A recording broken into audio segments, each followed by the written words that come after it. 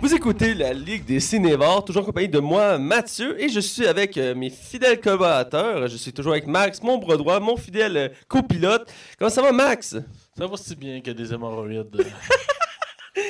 C'est positif ça ou c'est pas positif? Ça fait mal. Ah, je vois.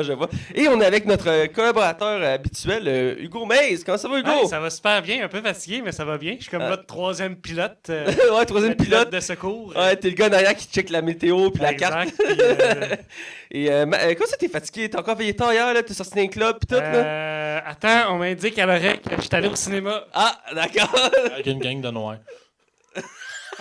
Ça, Max, Ça sonnait raciste, je suis désolé. c'est très raciste, Max. Et cette semaine, on critique... Attends, Matt, on me confirme à l'oreille qu'on a une plainte de la Ligue des Noirs du Québec.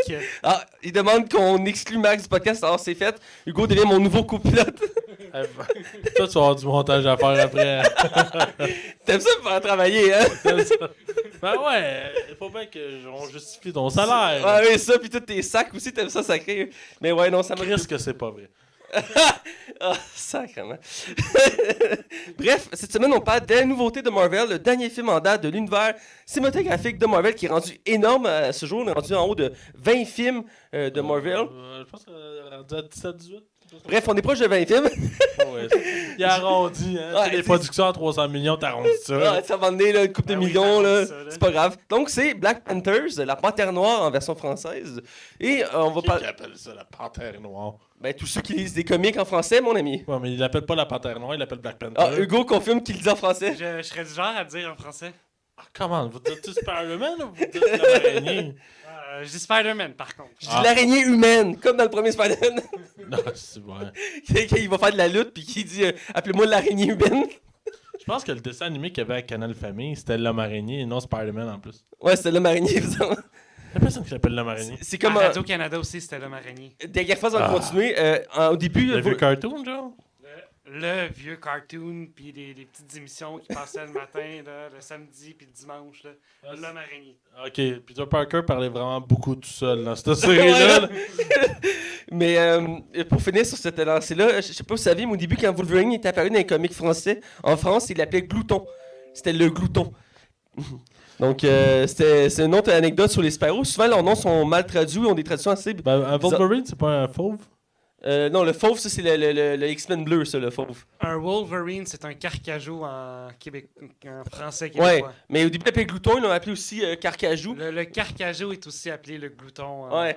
dans l'Europe francophone. Voilà, et. Finalement, le Mathieu Bellec d'Amérique s'appelle le glouton maintenant. va chier. Et pour continuer, on va parler entre autres de Gorille Géant, on va parler de Woody Harrelson et on va parler entre autres des Incroyables 2. Alors sans plus attendre, on va aller du côté des chroniques. Les chroniques.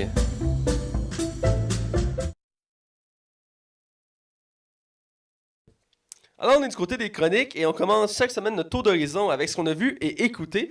Et on va commencer avec Hugo. Oui, mais Donc, oui. Hugo, qu'est-ce que tu as vu pendant cette longue absence que tu nous as manqué à tous, évidemment, à tous nos fans qui nous suivent?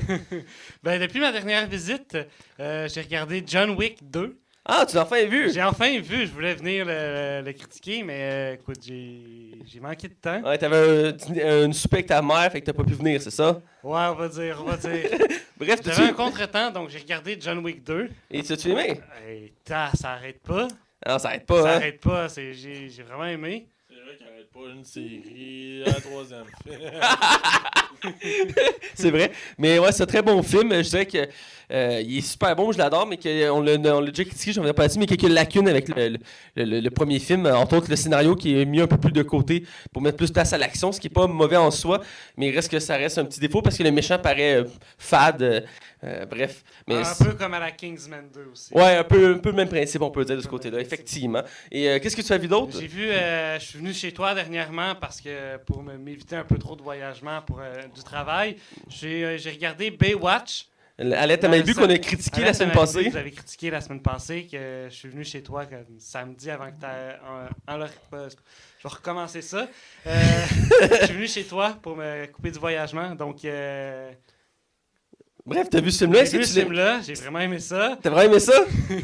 Écoute, Oui, t'es dans la même catégorie mais- que Max qui a adoré ce film-là. Mais c'est comme... C'est vraiment tiré par les cheveux, je trouve. Trop de clichés, il y a trop de clichés, puis Je pense que Max se retient de dire des commentaires. Qu'est-ce que tu veux que je rajoute à part que je t'en avais? Ah, c'est tellement bon un bon navet, là, c'est un bon légume, moi, je trouve. Et, fait que Même ça va être des avocats que tu vas ressembler. bref, je parlais de Stargate, la porte des étoiles, dans mes dernières... t'es en train de faire le marathon de la première saison. J'étais à moitié de la saison, je pense que j'étais rendu à l'épisode 12, 13 à peu près. Mais c'est la version porno gay que t'écoutes, hein? Non. Stargate, là. Stargate. Ah, c'est ça que tu m'as envoyé, Matt. Mais non, de quoi tu parles? Tu sais la porte qui traverse, là? C'est un long tunnel noir. En fait, il est bleu. Mais t'écoutes la série. C'est la version porno gay. Ah, ouais, c'est vrai, non, c'est... Voilà. Bref, t'écoutes la série culte de science-fiction, La Porte des Étoiles, la première série, parce qu'il y en a eu 3. T'as La Porte des Étoiles, La Porte de l'Atlantique et La Porte d'Univers. Exact. Et d'ailleurs, la coïncidence est intéressante parce que depuis 2 semaines, il y a une nouvelle série qui a commencé, Stargate Origin, qui est dans le fond une préquelle à la préquelle, qui était le film, qui était la préquelle à la série. Donc c'est une préquelle. Oui, voilà. Pour ceux qui arrivent à me suivre. Dans le fond, on suit la fille de l'archéologue qui a découvert la première porte. You know what I mean? Et donc, et c'est une série de 10 épisodes, puis chaque épisode, tu vas aimer ça, Max, dure 10 minutes.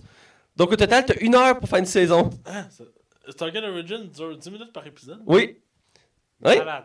Puis elle est disponible sur... C'est sur web, genre? Ouais, c'est une web série sur YouTube. Ouais. Je sais que c'est trop long. Mais, tu sais, moi, je trouve ça surprenant. Je vais l'écouter probablement bientôt pour me faire une idée, parce que c'est quand même très court comme épisode, 10 minutes. Mais, à ce paraît, ça explique beaucoup, ça fait beaucoup de liens avec l'univers de Stargate. Et comme je disais en joke à Hugo, t'es en retard de 20 saisons, on va pouvoir l'écouter, mais lâche pas, tu vas y arriver. Je vais y arriver à un moment donné. C'est comme quelqu'un qui veut commencer Doctor Who de là. C'est comme pas faisable. De quoi, 30-50 ans que ça roule, genre? C'est la plus vieille série qui joue encore sans arrêt. C'est va me rester la porte de l'Atlantide puis la porte de l'univers à regarder. Ouais, t'as 10 saisons Stargate, 7 saisons Atlantide, puis 3 saisons Universe. Plus Sans- les films. Plus je pense qu'il y a 6 films au total. Le suicide est une option. Là. Max se suiciderait avant de faire ça. Bref, Stargate, moi en fait, tu m'as donné le goût de me replonger dans ce univers-là. Je pense. Moi, j'ai le potentiel, donc je pense que je vais être capable de faire un marathon de toutes les saisons dans mon temps libre. Voilà. T'as probablement plus de temps libre que moi. Probablement. Je vais peut-être me faire ce challenge-là. J'aime ça, les défis en série télé. Donc, on verra. Donc, c'est tout. Quand j'ai pas accès à la télé, ben, je regarde avec mes colocs New Girl. D'accord. Il y a en fait un crossover avec Brooklyn Nine-Nine. Hein? Ça se peut, Ça explique pourquoi il l'écoute d'ailleurs. Parce qu'il adore beaucoup Brooklyn Nine-Nine. Oui, c'est ça. Mes colocs adorent Brooklyn Nine-Nine. Fait qu'ils regardent New Girl. Non, je les écoute pas. Ça m'intéresse pas que ça m'intéresse pas. Ça m'attire pas. C'est surtout qu'ils l'écoutent en anglais, sous-titré en anglais. Donc, OK, là-dessus, ça va bien, mais faudrait que je commence du début puis que je comprenne mieux ce qui se passe. Sinon, tu sais, pour autre chose que j'ai regardé, ben il y a quand même les Olympiques en ce moment, donc... Ouais, mais c'est pas dans le cadre de notre émission, donc on va... Voilà. Donc- Tu auras la chance sûrement d'en reparler plus. Mais Effectivement, on a déjà passé une passée. les Olympiques me prennent beaucoup de mon temps de regardage de Ouais, je comprends, donc. de télé. Quand t'es fan de ça. Et là, on va aller avec Max. Max, j'ai hâte de t'entendre. Qu'est-ce que tu as vu cette semaine?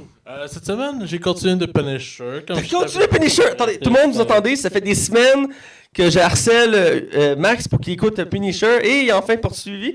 Combien de demi-épisodes t'as écouté? Je suis rendu au 4e. Hey! C'est-à-dire le deuxième. Non, j'ai écouté le 3e. C'était long. Étant donné qu'il était rendu à 2 épisodes, c'était long. C'était long pour elle. C'était long. Puis t'as aimé Iron Man 3? Ouais, ben oui, j'ai adoré Iron Man 3. Mais j'ai... Je veux savoir c'est quoi le problème de Punisher. Vas-y, je t'écoute. Oui, il manque de l'action. À la limite, je peux l'accepter. Mais c'est que j'ai l'impression d'écouter la même série depuis Daredevil saison 1. Là, ça a juste pas de sens. Oui, il n'y a pas de ninja, là.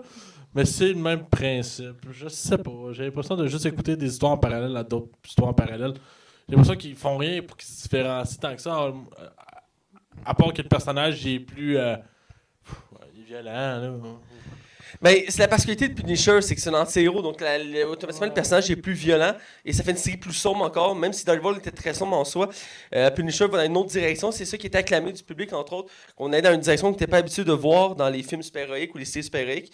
Et ils ont bien repris, parce qu'on a eu le droit déjà à 3 films du Punisher. J'ai déjà mentionné l'émission à quelques reprises, et tous les 3 films ont été mitigés.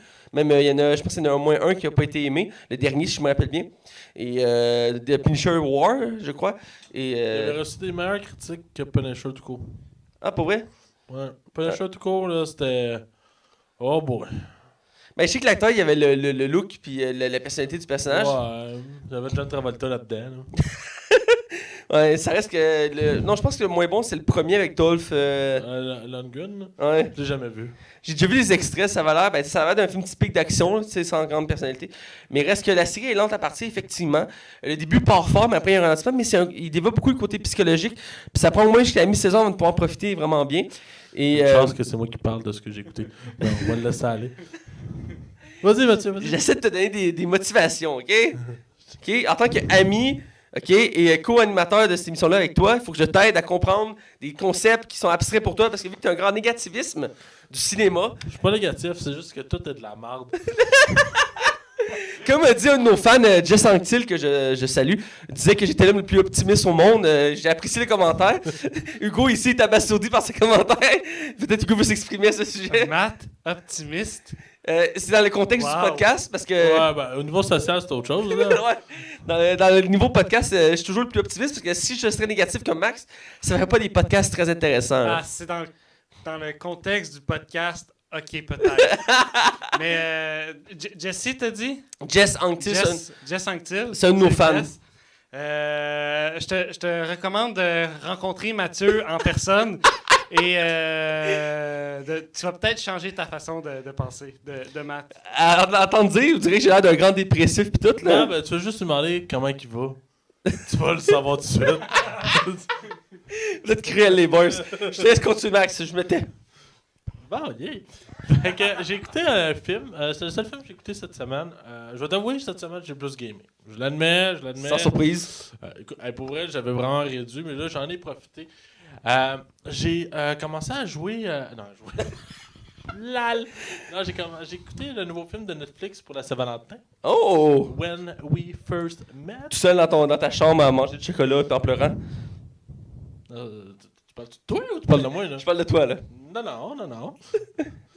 Arrête de faire de la projection, Matt. Non, mais écoutez un film d'amour tout seul, là. Faut-tu qu'on en parle, Matt? Mais non! Ça me dérange pas, les films d'amour. Tout le monde aime ça, les films d'amour. Tout le monde aime ça, pour vrai. Même les gars les plus tough, ils aiment ça. Je suis sûr que Donald Trump en écoute. Ah, c'est sûr. Écoute, continue, je suis curieux d'entendre ce film-là. Dans le fond, bref, écoute, c'est l'histoire la plus originale qu'on a vue de notre vie, mais ça met un casting de fou. Il y a Alexandra Daddario. Oh, Alexandre. Oh, dis sacre. Elle, j'aimerais ça qu'elle m'épouse. J'aimerais ça qu'elle me demande la main. Est-ce que tu sais de qui on parle, Hugo? Non. C'est la fille de Baywatch, là. Avec les yeux bleus et les cheveux noirs. Là, tout en bobette, là. Tu sais, elle a un regard, son regard. La seule avec- brune qu'il y a dans la gang. Ah, la brunette. Là, ouais. Bon, bah, c'est elle, Alexandra Daddario. Et Adam Levine, Devine, ça c'est Devine. Le chanteur? Non, pas le chanteur, le comédien. Le comédien qui s'appelle Adam Devine.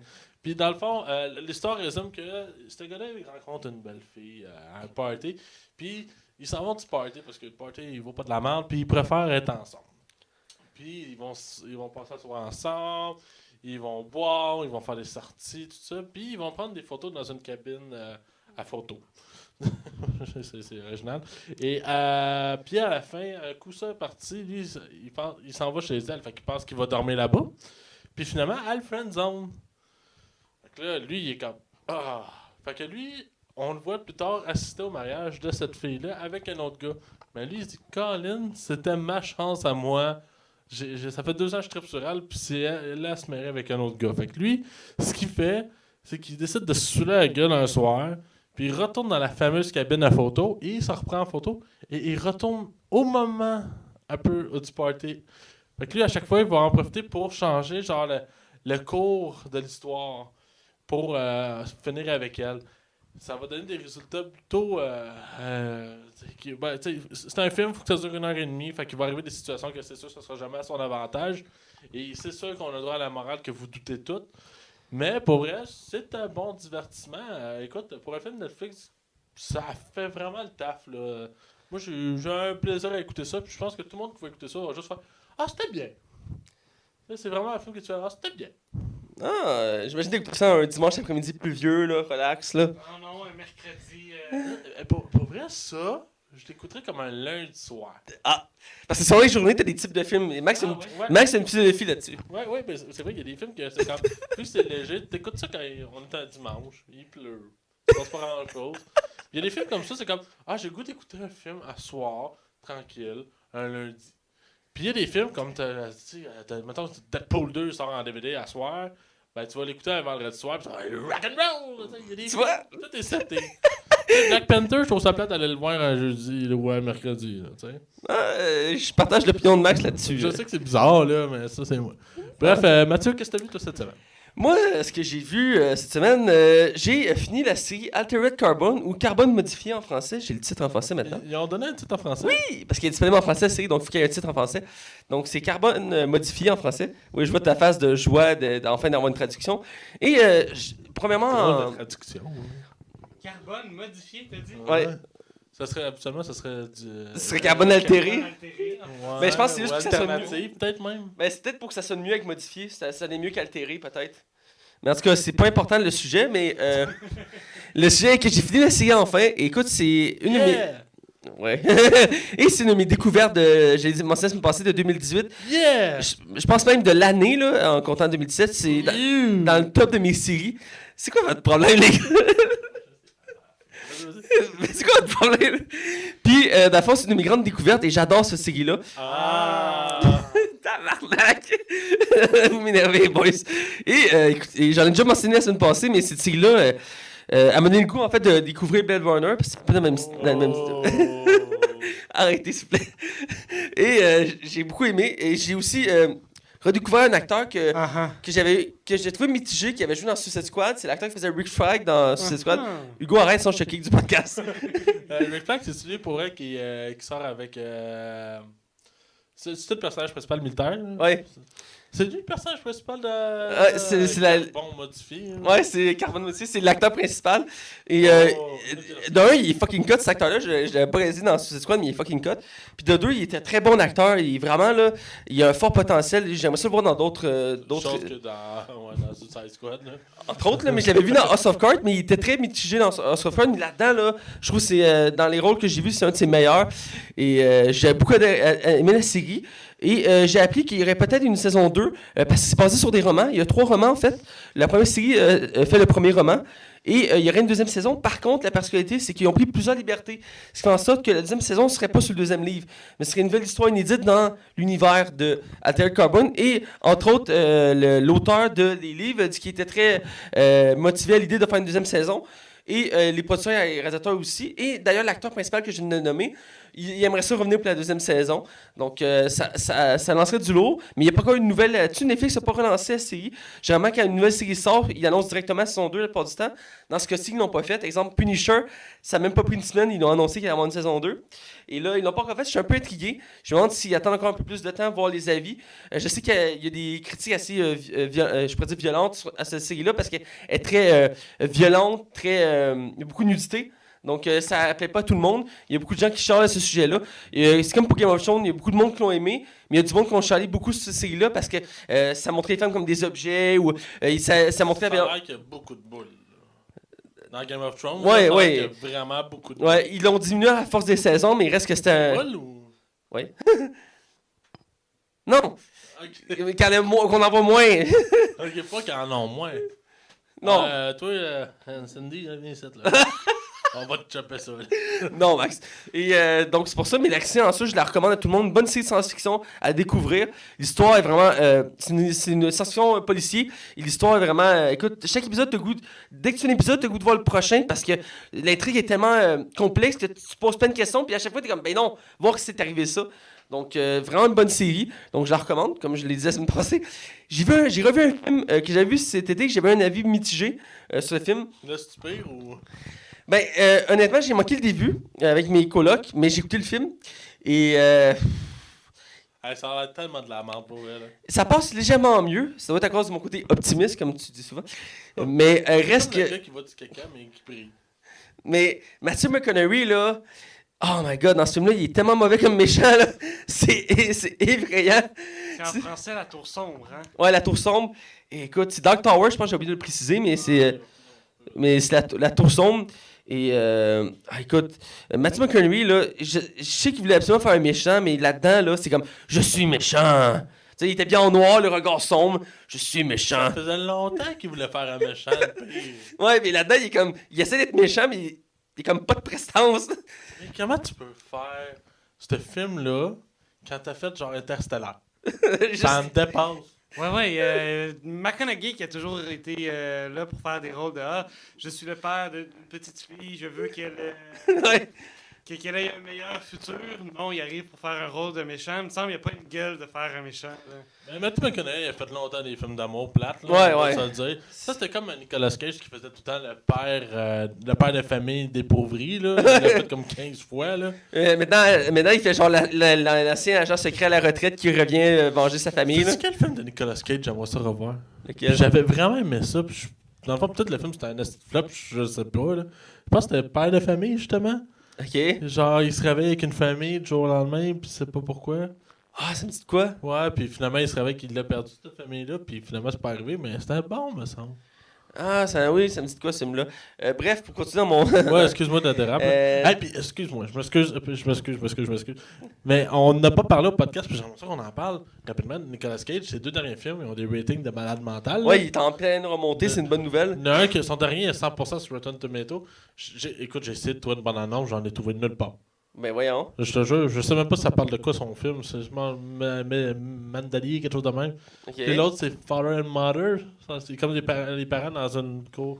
Dans le fond, c'est comme toute la ville, les parents deviennent fous, genre, puis enragés. Ok. Puis ils sont comme, c'est des jeunes qui sont pas dans la maison, puis Nicolas Cage est juste comme en train de virer fou. Mais ça a l'air que c'est super bon! Ok. Bon, excuse-moi. Il n'y a pas de problème. Donc, ce film-là me reste un avis mitigé. Le côté visuel est à couper le souffle, faut dire quand même.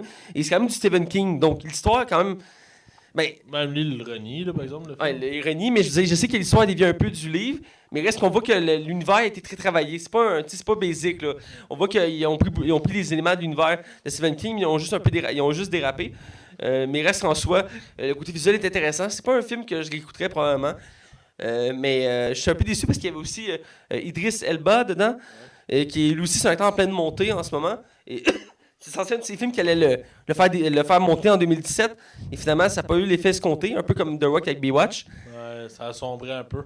Ah, donc voilà. À son tour, hein. Et je vais faire 2 mentions. Dans le fond, je vais commencer par, j'ai oublié de le mentionner dans notre liste, mais ma coloc a commencé à réécouter parce qu'elle avait déjà écouté la série Gossip Girl. Et vu qu'elle écoute dans le salon, ben elle veut pas, je suis obligé d'écouter avec elle. Ouais, puis je pense qu'il y a une nouvelle série qui est sortie genre comme de nulle part cette semaine, je pense. Ah, pour vrai? Ouais, je pense qu'il y a une nouvelle saison qui est sortie comme ça. Netflix a juste fait, ouais, ben la nouvelle saison, ouais, là. Ok, parce que je voyais les commentaires puis le monde capotait bien raide, là. Ben, je sais que la série était finie, originale de Gossip Girl, puis à la fin, on avait le punch final. Ceci, pour ceux qui ne connaissent pas, je vous vois que vous avez un regard perdu. Non, Vous avez je clairement sais pas. jamais écouté ça. Non, ben j'avais des amis. Ouais, ben c'est ça, ouais. C'est un soap. Dans le fond, c'est comme un soap, merci. Donc, c'est un soap, mais pour adolescents. Donc, on suit des jeunes riches de New York et qu'il arrive leur drame, parce que, tu sais, vu qu'ils sont riches, ils véhiculent des drames, tu sais. Et on suit ces jeunes-là. Et en parallèle, tu as une femme, Gossip Girl, qui c'est elle qui parle des potins. Donc, à chaque début d'émission, puis de temps en temps dans les émissions, elle dit ses commentaires. Et dans le fond, chaque épisode, c'est comme ça. Et tout le long de la série, je pense qu'il y a genre comme 9 saisons, tout le monde se demandait c'était qui Gossip Girl parce que tu la vois jamais. Et le punch de la fin de la saison, c'est que ça dévoilait c'était qui. Et beaucoup de fans y avaient été déçus. Qui? Ben, je le dirai pas ici, je veux pas spoiler. Ben oui, je veux savoir. Je le dirai après, Max. Et ça avait fait beaucoup de beaucoup de gens avaient été déçus de la fin. Mais reste que la série avait été très acclamée du public. Et donc, j'ai fait quelques épisodes avec ma coloc, un peu contre mon gré, sans jeu de mots. Mais c'est quand même une série... Je pense que je me suis fourré de série. c'est pas grave. Et c'est quand même une série, je dirais, assez particulière, dans le sens que, à l'époque elle est sortie, elle revoyait excusez-moi. Elle renvoyait. Elle revoyait un concept qu'on était habitué de voir, mais pour les adultes, dans le fond, un soap. Généralement, c'était comme, mettons, les feux de l'amour. C'est la version adulte qu'on a, nous, ici, qui joue à V à chaque 4 heures de l'après-midi. À TVA, excuse, à chaque 4 heures d'après-midi. Et là, c'est très adulte. Et c'est la version que c'est là, c'est plus un jeune public comme nous, plus jeune, pour vous faire découvrir le genre et aussi apprécier ce genre de série-là. C'est pas une série que j'aime en soi, mais c'est intéressant d'observer comme série. Ça nous montre un autre style que je suis pas habitué d'écouter.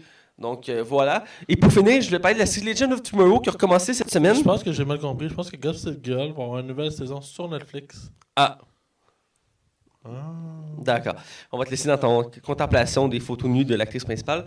Et Non, c'est les tiennes. bref, je vais finir avec la série Legend of Tomorrow, qui est une série super-héroïque qui est revenue cette semaine. Ça faisait depuis avant Noël qu'elle avait arrêté. J'avais très hâte de revoir le nouveau épisode parce que ça réintroduisait un personnage que je trouve ça dommage parce qu'il avait eu le droit à sa série. Puis sa série a été annulée. C'est John Constantine, qui est joué par Matt Ryan, qui est un très bon acteur, je trouve.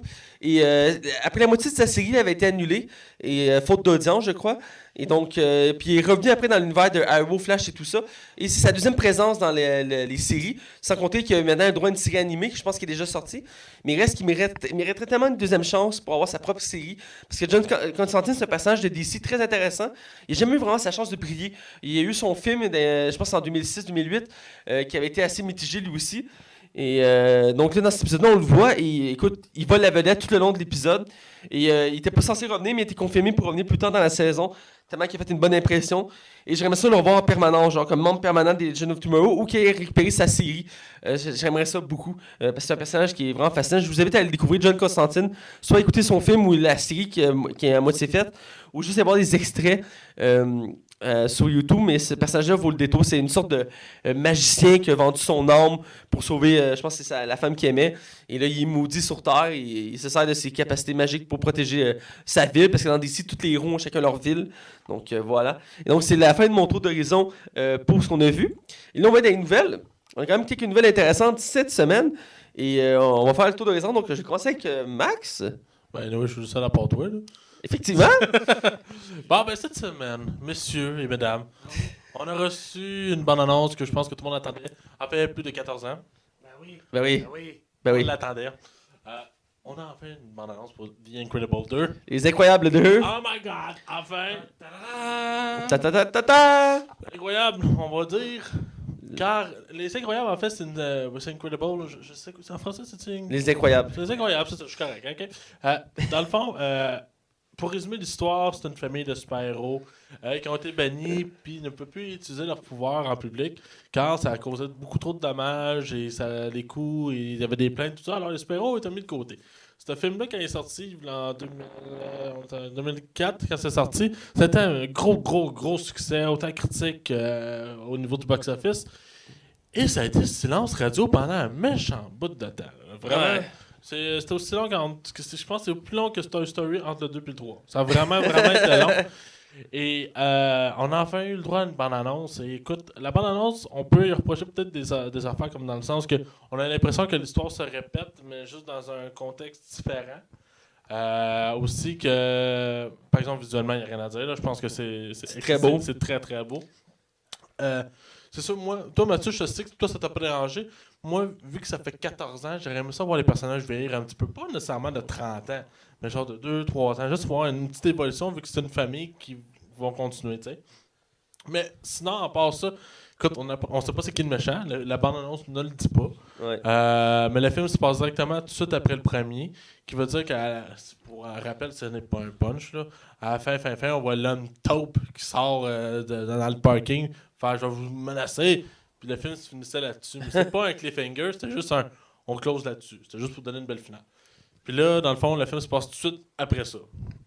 Alors, j'ai vraiment hâte, ça sort cet été, ça c'est sûr, toi puis moi on va le critiquer. Ah, c'est sûr, c'est sûr. Puis j'aimerais ça, ben là ça va dépendre de toi aussi, de le critiquer le premier un peu avant qu'on peut critiquer le deuxième. Effectivement, ce sera à faire pour vous mettre en contexte. C'est sûr, c'est un classique, il faut le faire. Oh ouais, puis c'est un très bon film. Le premier, là, écoute.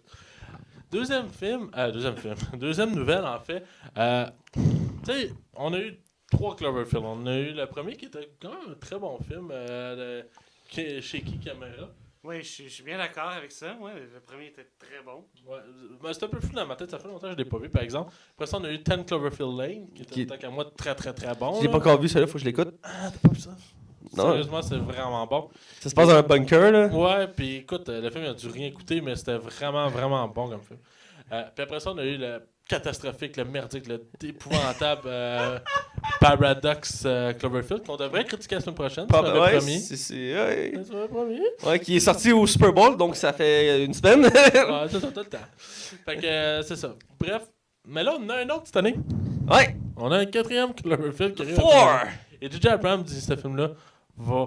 Tout le monde va capoter, tout le monde va aimer ça. Puis ce film-là va sortir au cinéma. Il disait pas la même chose avec le 3e, puis selon la critique que j'ai vue de ta part, suite à la sortie, c'est de la merde, c'est une vue de l'espace, c'est cliché, c'est jamais vu, mais c'est de la merde comme film. T'as écouté ma chronique radio? J'ai vu ta critique sur ton Facebook, là. Ok, ouais, ben, c'est ça. C'était vraiment pas un bon film. Et dans le fond, je pense que ce film-là, il savait déjà que c'était pas un bon film. D'où la raison qu'ils l'ont sorti sur Netflix. Je pense qu'ils savaient que c'était quasiment plus rentable de le vendre à Netflix que de le sortir en salle. Parce que les critiques les auraient ramassés probablement. Et ce film-là aurait probablement fait un flop. Fait qu'ils ont aussi bien de le vendre puis rentabiliser que perdre de l'argent. Fait que d'après moi, c'était la raison pourquoi il est sorti sur Netflix. Fait que je sais même pas si je le considère, moi, dans la branche, là, mais il faut, là. On va faire une pétition comme pour le Dance Star Wars, là, pour que ça soit pas compté dans l'univers. Le pire, c'est que le concept est intéressant de Cloverfield en ce moment. Ce qu'ils font, c'est que, tu sais, ça aurait pu être une suite bien banale avec le shaky camera, puis on voit ce qui se passe après. Non, à la place, on fait des films dans l'univers de. Tout se passe en même temps, mais on fait des histoires qui ont complètement pas rapport, puis qui sont complètement connexes. Je trouve ça ultra brillant comme à faire. Bref, ma nouvelle, c'est ça. J.J. Abrams, oui.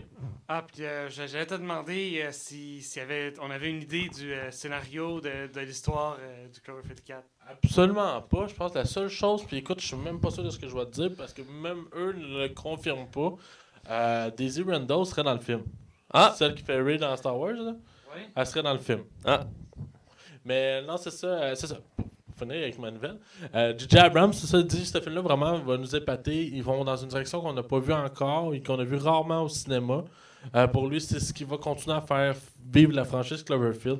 Parce que 2 Cloverfield dans la même année, je trouve ça audacieux. On dirait que c'est comme Ubisoft qui sort 2 Assassin's Creed dans l'espace de la même journée. Bref, ouais, je suis down. Ouais. Je vais avoir hâte, là. Je suis down aussi. Faut que j'écoute d'ailleurs le 2e. C'est une question de temps avant que je le réécoute. Ouais, c'est J'écoute. écoute, faut que tu écoutes le 3. Fait que t'es aussi bien peut-être écouter les 2 back-à-back. Ouais. Je sais que je comprends que c'est comme un gros 4 heures qu'il faut que tu te mettes là. Ouais, je comprends. Est-ce que les deux sont liés? Est-ce qu'il y a des. Oui, il y a des liaisons. La fin de Cloverfield 3, par exemple, ça coche, là. Ça, faut que je le dise. Là. Ok.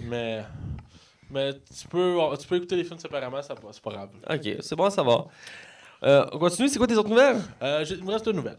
L'autre, c'est. Ah non, on est perdu à la page. Je vais t'aider, inquiète-toi pas. Dans le fond, Sever and Black, on a su qu'on avait en fait des scénaristes. Malheureusement, j'ai des problèmes avec mon ordinateur, alors on a perdu les noms. Ben, un des 2 scénaristes, c'est celui qui s'occupe de Tomb Raider en ce moment. Ouais, et de Captain Marvel. Comme aussi. Captain Marvel, effectivement. Et l'autre, il avait travaillé. Là, j'ai un blanc. Mais l'autre, c'est le moins connu des 2. On va dire ça comme ça. Mais c'est 2 scénaristes d'expérience, faut le dire. J'avais regardé leurs fiches. Et ils ont travaillé sur des gros films. Entre autres, lui que je viens de nommer, qui a fait Tomb Raider. Et là, il va faire Captain Marvel. Donc, c'est pas des. Je pense que c'est 2 femmes. Ça se peut-tu, les scénaristes? Je pense que oui, il me semble que c'est 2 femmes. Et donc, c'est des bons choix, je crois. Et c'est une première nouvelle sur le film, d'ailleurs. Parce qu'on n'a rien eu encore sur le film d'annoncer. Mais ça, dans le fond, c'est le film qui s'en vient tout de suite après Venom, dans le fond. Ouais, c'est dans la franchise des films de Spider-Man sans Spider-Man. Ouais, ben ils sont inclus dans l'univers, mais ils sont pas inclus. C'est ça qui est weird, là. Ouais. Pour rappeler, c'est dans le fond, c'est voyons, Black Cat puis Silver, je sais pas quoi. C'est Black Cat et Silver, non? C'est ça? Silver quelque chose, il me semble qu'elle a un deuxième nom. Parce que c'est c'est deux anti-héroïnes de l'univers de Spider-Man. Là. Black Cat, c'est comme la Catwoman de Spider-Man. Là. Ouais. Ben là je pense qu'elle a les cheveux blancs. Hein? Ouais, les cheveux blancs avec un masque noir. Puis Puis elle a elle... une qualité de l'amour qui tue. Là. Ouais, c'est ça. Ouais. Ben, on est quand même dans un univers de comic book. Sinon, dernière nouvelle, c'est une petite nouvelle, mais on en parle rarement de l'actualité au Québec. Enfin, on n'en parle jamais, là. À moins que ce soit majeur. Là. Rick and Morty va être importé au Québec à Télétoon la nuit. Mettant aussi la vedette Joël Lejeune, qui aura un personnage secondaire, si j'ai bien compris. Ça va vraiment être une version québécoise. Ils veulent pas se planter. Dans le fond, ils ont réalisé avec Family Guy. il y avait la version française de France. Ici, ça n'a jamais pogné. Ça a pas pogné. Quand ils ont sorti la version québécoise, ça a été un succès automatique. Maintenant, ils peuvent la jouer à tous les jours, les Family Guy, sans problème. Alors, on a le faire au Québec. De toute façon, je sais pas si vous avez déjà écouté Rick and Morty version française de France. Non. C'est ordinaire. C'est bien ordinaire, pour vrai, là. Fait que je pense que c'est une bonne nouvelle que Rick and Morty soit Tant qu'ils se plantent pas à la South Park, parce que South Park avait le droit à une version québécoise d'une saison. Ouais, ben South Park, qu'est-ce qui sont arrivés, c'est qu'ils ont commencé avec la saison 1. La saison 1, écoute, c'est une très très bonne série, mais ça a vraiment vieilli, là. Puis la qualité des scénarios, c'était pas comme aujourd'hui. Il aurait fallu qu'ils commencent comme à partir, comme Family Guy, partir à la saison 7 ou 8 ou 9 même. Là. Ouais. Pas partir du début. Écoute, ça a joué un épisode, hein? Il y a, je pense pas d'épisode. Non, un. Mais je sais que sur le net, tu peux trouver la moitié de la saison. Oui, ils ont sorti sur Internet après Amstar, mais ça a vraiment joué une fois à TV. Shit. Ouais. C'est à TQS d'ailleurs. Ben, moi, je l'ai écouté, là. Ah, je l'ai écouté aussi, là. C'est épouvantable. Ah, c'est vraiment mal traduit pour vrai. Cartman, là, il sac, là, ça n'a pas de bon sens. C'est juste mal traduit. Ça, c'est dans un temps où que V, c'était encore TQS. Ouais, c'est TQS à l'époque. Puis il essayait de faire vivre la chaîne en attendant qu'il travaille sur l'ensemble de V, là. Fait que, bref, c'est tout pour moi. Matt, tes nouvelles? Mes nouvelles. Je commence avec une bande-annonce d'un film, un nouveau film de Rock, parce que The Rock sort un film aux 4 mois à peu près en moyenne. C'est quoi la phrase magique, Matt? La phrase magique. Ah oui, quand tu veux créer une franchise, tu mets Rock dedans. Eh oui. Et voilà. Donc, c'est une nouvelle franchise basée sur le... Ça, c'est mon gars. Basée sur le jeu vidéo, je pense, du même nom. Le film s'appelle Rampage. Et dans le fond, c'est un jeu à la base arcade où il fallait que tu détruis des villes en étant des monstres. Et là, le concept du film, c'est que tu suis The Rock qui élève un gorille et que là, le gorille, il tombe sur un produit chimique qui le fait grossir. Et t'apprends qu'il y a un laboratoire qui, dans le fond, crée des créatures énormes et violentes, tout ça. Et là, ils vont se battre dans une ville. Et, comme d'habitude, The Rock a une mitraille des mains, c'est sur du monde, puis ça. Puis il y a des monstres géants. Un peu un mélange de Godzilla, si on veut. Et il réussit à sauter d'une tour en mouvement, puis d'atterrir sur un... C'est pas le même film, ça. C'est pas le même film, je me trompe de film. Ah, bon. Ça, c'est l'autre film de The Rock de cette année. Parce que, tu sais, The Rock fait un film aux 4 mois à peu près. Fait qu'il faut que tu suis, Hugo. Voilà, c'est ça. Ça devient mélangeant quand tu vois The Rock dans un film. Tu dis, ah, The Rock est dans ce film-là, donc c'est le même film. Non, il y a un autre film qui vient d'être annoncé. Qui, dans le fond, lui, tu parles, c'est que, dans le fond, sa famille est prise dans une tour. Puis il doit monter jusqu'en haut de la tour pour qu'il paye sa famille. Fait qu'il monte sur une grue, puis il saute de la grue dans la tour, mais il y a comme genre 200 mètres de... As-tu le nombre de montages qui montrent les façons que The Rock pouvait se tuer? Oui. Mon frère qui a partagé d'ailleurs sur sa page Facebook toutes des évaluations, faire comme des calculs. Si telle affaire arrive, puis... le facteur The Rock. Le pire là-dedans, là, c'est que The Rock là-dedans, je sais pas si c'est quelqu'un qui l'a vu cette bande-annonce? Oui, moi je l'ai vu, oui. Ben, il manque une jambe. Ouais. Puis ils sont ça. Je sais pas, là. Dans la bande-annonce, il manque une jambe, il y a une jambe en métal, genre, ouais. Ah ouais. Ouais, ça fait partie de son personnage. Ça a encore plus de sens, hein. C'est des fois il y a un propulseur sur cette jambe-là. S'il y avait un propulseur ou Ouais, un genre de ressort mécanique, ça pourrait expliquer. En tout cas, mais je suis down, on n'a pas eu de film de même comme à la Die Hard 1 depuis. Ouais, c'est un peu le même genre qui doit sauver le monde. D'ailleurs, Die Hard 1 était écœurant. Et donc voilà, la bande-annonce, ça donne envie. De Rampage, je parle, je trouve que la bande-annonce donne quand même envie. Je sais que toi, je trouve que Max, tu trouves que le scénario est assez basique. Quand on la bande-annonce tantôt. C'est une adaptation d'un jeu qui n'avait pas de scénario ouais. de base. Ben, c'est commencé de créer un scénario, là. C'est un peu comme Pokémon Détective qui va faire un film. Fait que... Ben, Pokémon Détective, Pikachu Détective à sa défense a un scénario. Ouais. J'ai pas dit un grand scénario, mais il y en a un. Ouais. Ouais, c'est vrai. Bref, j'ai hâte d'en voir plus. Sans que The Rock, généralement, ça marche tout le temps. Il fait tout le temps des bons films d'action. Donc, à suivre. Baywatch, là. Ouais, Baywatch. Ouais, Baywatch. D'ailleurs, il va sûrement avoir un 2, il va être dedans, bref. Et donc... C'est sûr qu'ils vont en avoir un 2? Ben, le studio qui le fait avait annoncé qu'il voulait faire une suite. Il n'y a pas de nouvelles depuis, mais il voulait faire une suite. Avant même la sortie du premier, il avait dit qu'il voulait faire une suite. C'était comme déjà préétabli. Mais je sais pas si ils ont décidé d'annuler en cours de route. J'ai pas regardé, mais avant même la sortie du premier, il disait qu'il voulait faire une franchise. Il voulait relancer l'univers de Alerte à Malibu, là. Donc, à voir. Donc pour la balance, j'ai hâte d'en voir plus. Je trouve ça intéressant. Je trouve que le gorille était bien fait dans le film, d'ailleurs, parce qu'on suit un gorille aussi, blanc. Et donc, il a l'air bien fait. Surtout maintenant, avec les technologies, on peut refaire des animaux vraiment plus réalistes. Donc, c'est vraiment bien. Ça faisait penser un peu à un mélange de King Kong et de Godzilla, entre autres, pour les combats et tout ça. Donc, à suivre. Ma prochaine nouvelle, c'est sur le film de Venom, qu'on attend avec impatience. Que t'attends avec impatience. Ouais, c'est ça. Mais je suis intrigué. Je disais ça en joke, là, parce que c'est un film qui est arrivé de nulle part et qui est très intriguant. D'ailleurs, avec Tom Brady, qui est un très bon acteur. Tom Brady, c'est un joueur de football, ça. C'est Tom Hardy. Tom Hardy. Tom Je Brady, vais le c'est couper. le gars des Patriots. J'ai coupé au montage, ça m'arrêtera pas. Je vais le couper au montage. Ouais.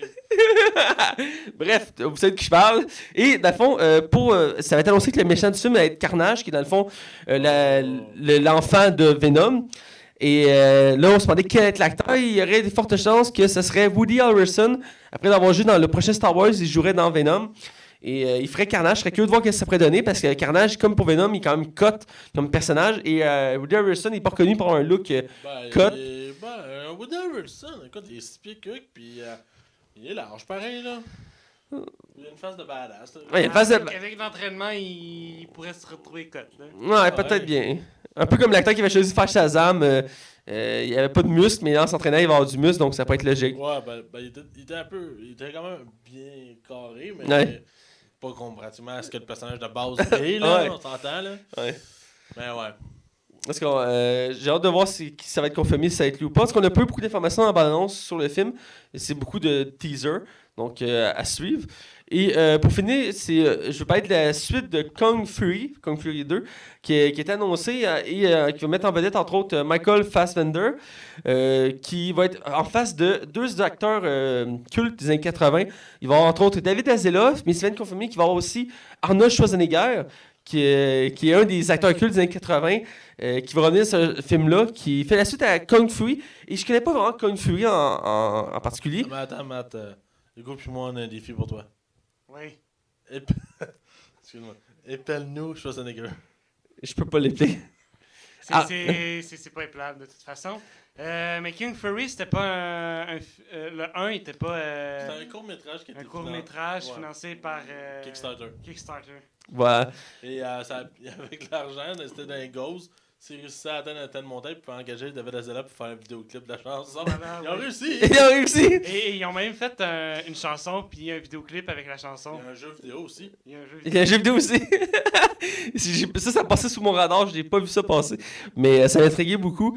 Donc, à suivre. Mais avec Arnold puis David Hasselhoff dans le même film avec Michael Fassbender, c'est à voir parce que c'est des gros noms. Donc, surtout David Hasselhoff qui est en retour au cinéma depuis quelques années. Il a refait quelques films, entre autres Kill Hasselhoff. Il assume son has-been, genre. Ouais, c'est ça qui est. Comme dans Baywatch, là. Ouais, on peut voir ça de même. C'était plus un caméo, mais oui, mais il a fait un film que le film tournait autour de l'idée de le tuer. C'était Kill Hasselhoff, donc il y a des gens qui pariaient. Ouais, on en avait parlé, hein, ça. On en avait parlé, puis je l'ai vu. Puis dans le fond, c'est une gang de personnes qui, à chaque année, parient sur un Deadpool, savoir qui va mourir. Et là, cette année-là, il y a un des gars qui a parié sur Hasselhoff, mais il est endetté, il a besoin d'argent. Fait qu'il dit, si je veux gagner, j'ai pas le choix, faut que je tue Hasselhoff. Fait qu'il cherche un moyen de tuer Hasselhoff. Fait qu'il va, pendant tout le film, il va essayer de trouver un moyen de tuer Hasselhoff, puis tu vas Hasselhoff tout le long du film, puis il fait son propre rôle. Il est en limousine, il croise des filles, il boit, il fait la fête. Tu sais, c'est Hasselhoff, là, il has-been. Puis c'est vraiment drôle. Le film, je m'attendais qu'il soit plus drôle que ça, mais il est quand même drôle, il y a des bons gags, mais c'est pas le film du siècle en ça. Mais c'est un bon retour pour David Hasselhoff qui nous avait un peu disparu du radar depuis une couple d'années. Ben, il avait fait pendant un temps, pas America's Got Talent, mais oui, c'est America's Ouais, il était Got Talent. juge, mais le dernier film qu'il avait fait important, c'était Click, entre autres, avec Adam Sandler. Il faisait le buzz d'Adam Sandler dans le film. Ah ouais? Ouais, c'était le buzz d'Adam Sandler. J'avais jamais remarqué, c'était... Oui, c'est lui. En plus, c'est avec sa gueule. Moi, Là. tu sais dans quoi je le mettrais, moi? Donc, quoi? Il y a une suite de Zombieland 2 là, qui s'en vient. Je me sens que je le mettrais là-dedans. Comme Bill Murray dans le premier. Ouais, mais je le mettrais en personnage, carrément. En personnage? Ouais, moi, je veux voir David Hasselhoff qui des culs, man. Ah, ce serait pas pire. Ce serait pas pire. Je sais pas pourquoi, c'est l'image qui me met en tête. Non, ça a du potentiel, effectivement, à voir. Donc, c'est tout pour nos nouvelles. On a en masse, hein? On a quand même pas mal de stock. Et là, on va dans la zone cinéma. Hein? On va dans la zone de cinéma. Allons-y. Non, en fait, j'en ai pas. T'as-tu une zone de cinéma, toi? T'as pas préparé ta zone cinéma. Tu m'avais promis une zone cinéma. Ok, j'ai une zone de cinéma. Je vous ai menti. D'accord.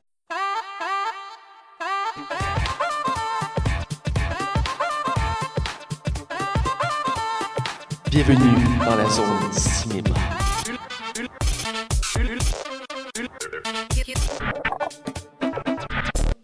Alors, on est dans la zone cinéma. Max, c'est quoi le sujet? Cette semaine, j'ai décidé de prendre un grand sujet, un sujet d'actualité qui est très chaud. Oui, qui va causer débat. Vous autres, là... vous parlez de quoi quand vous avez pas de sujet? Je pense que, il n'y a pas de zone cinéma cette semaine. Attention, vous rentrez dans la zone non-spoiler. Attention, vous rentrez dans la zone non-spoiler.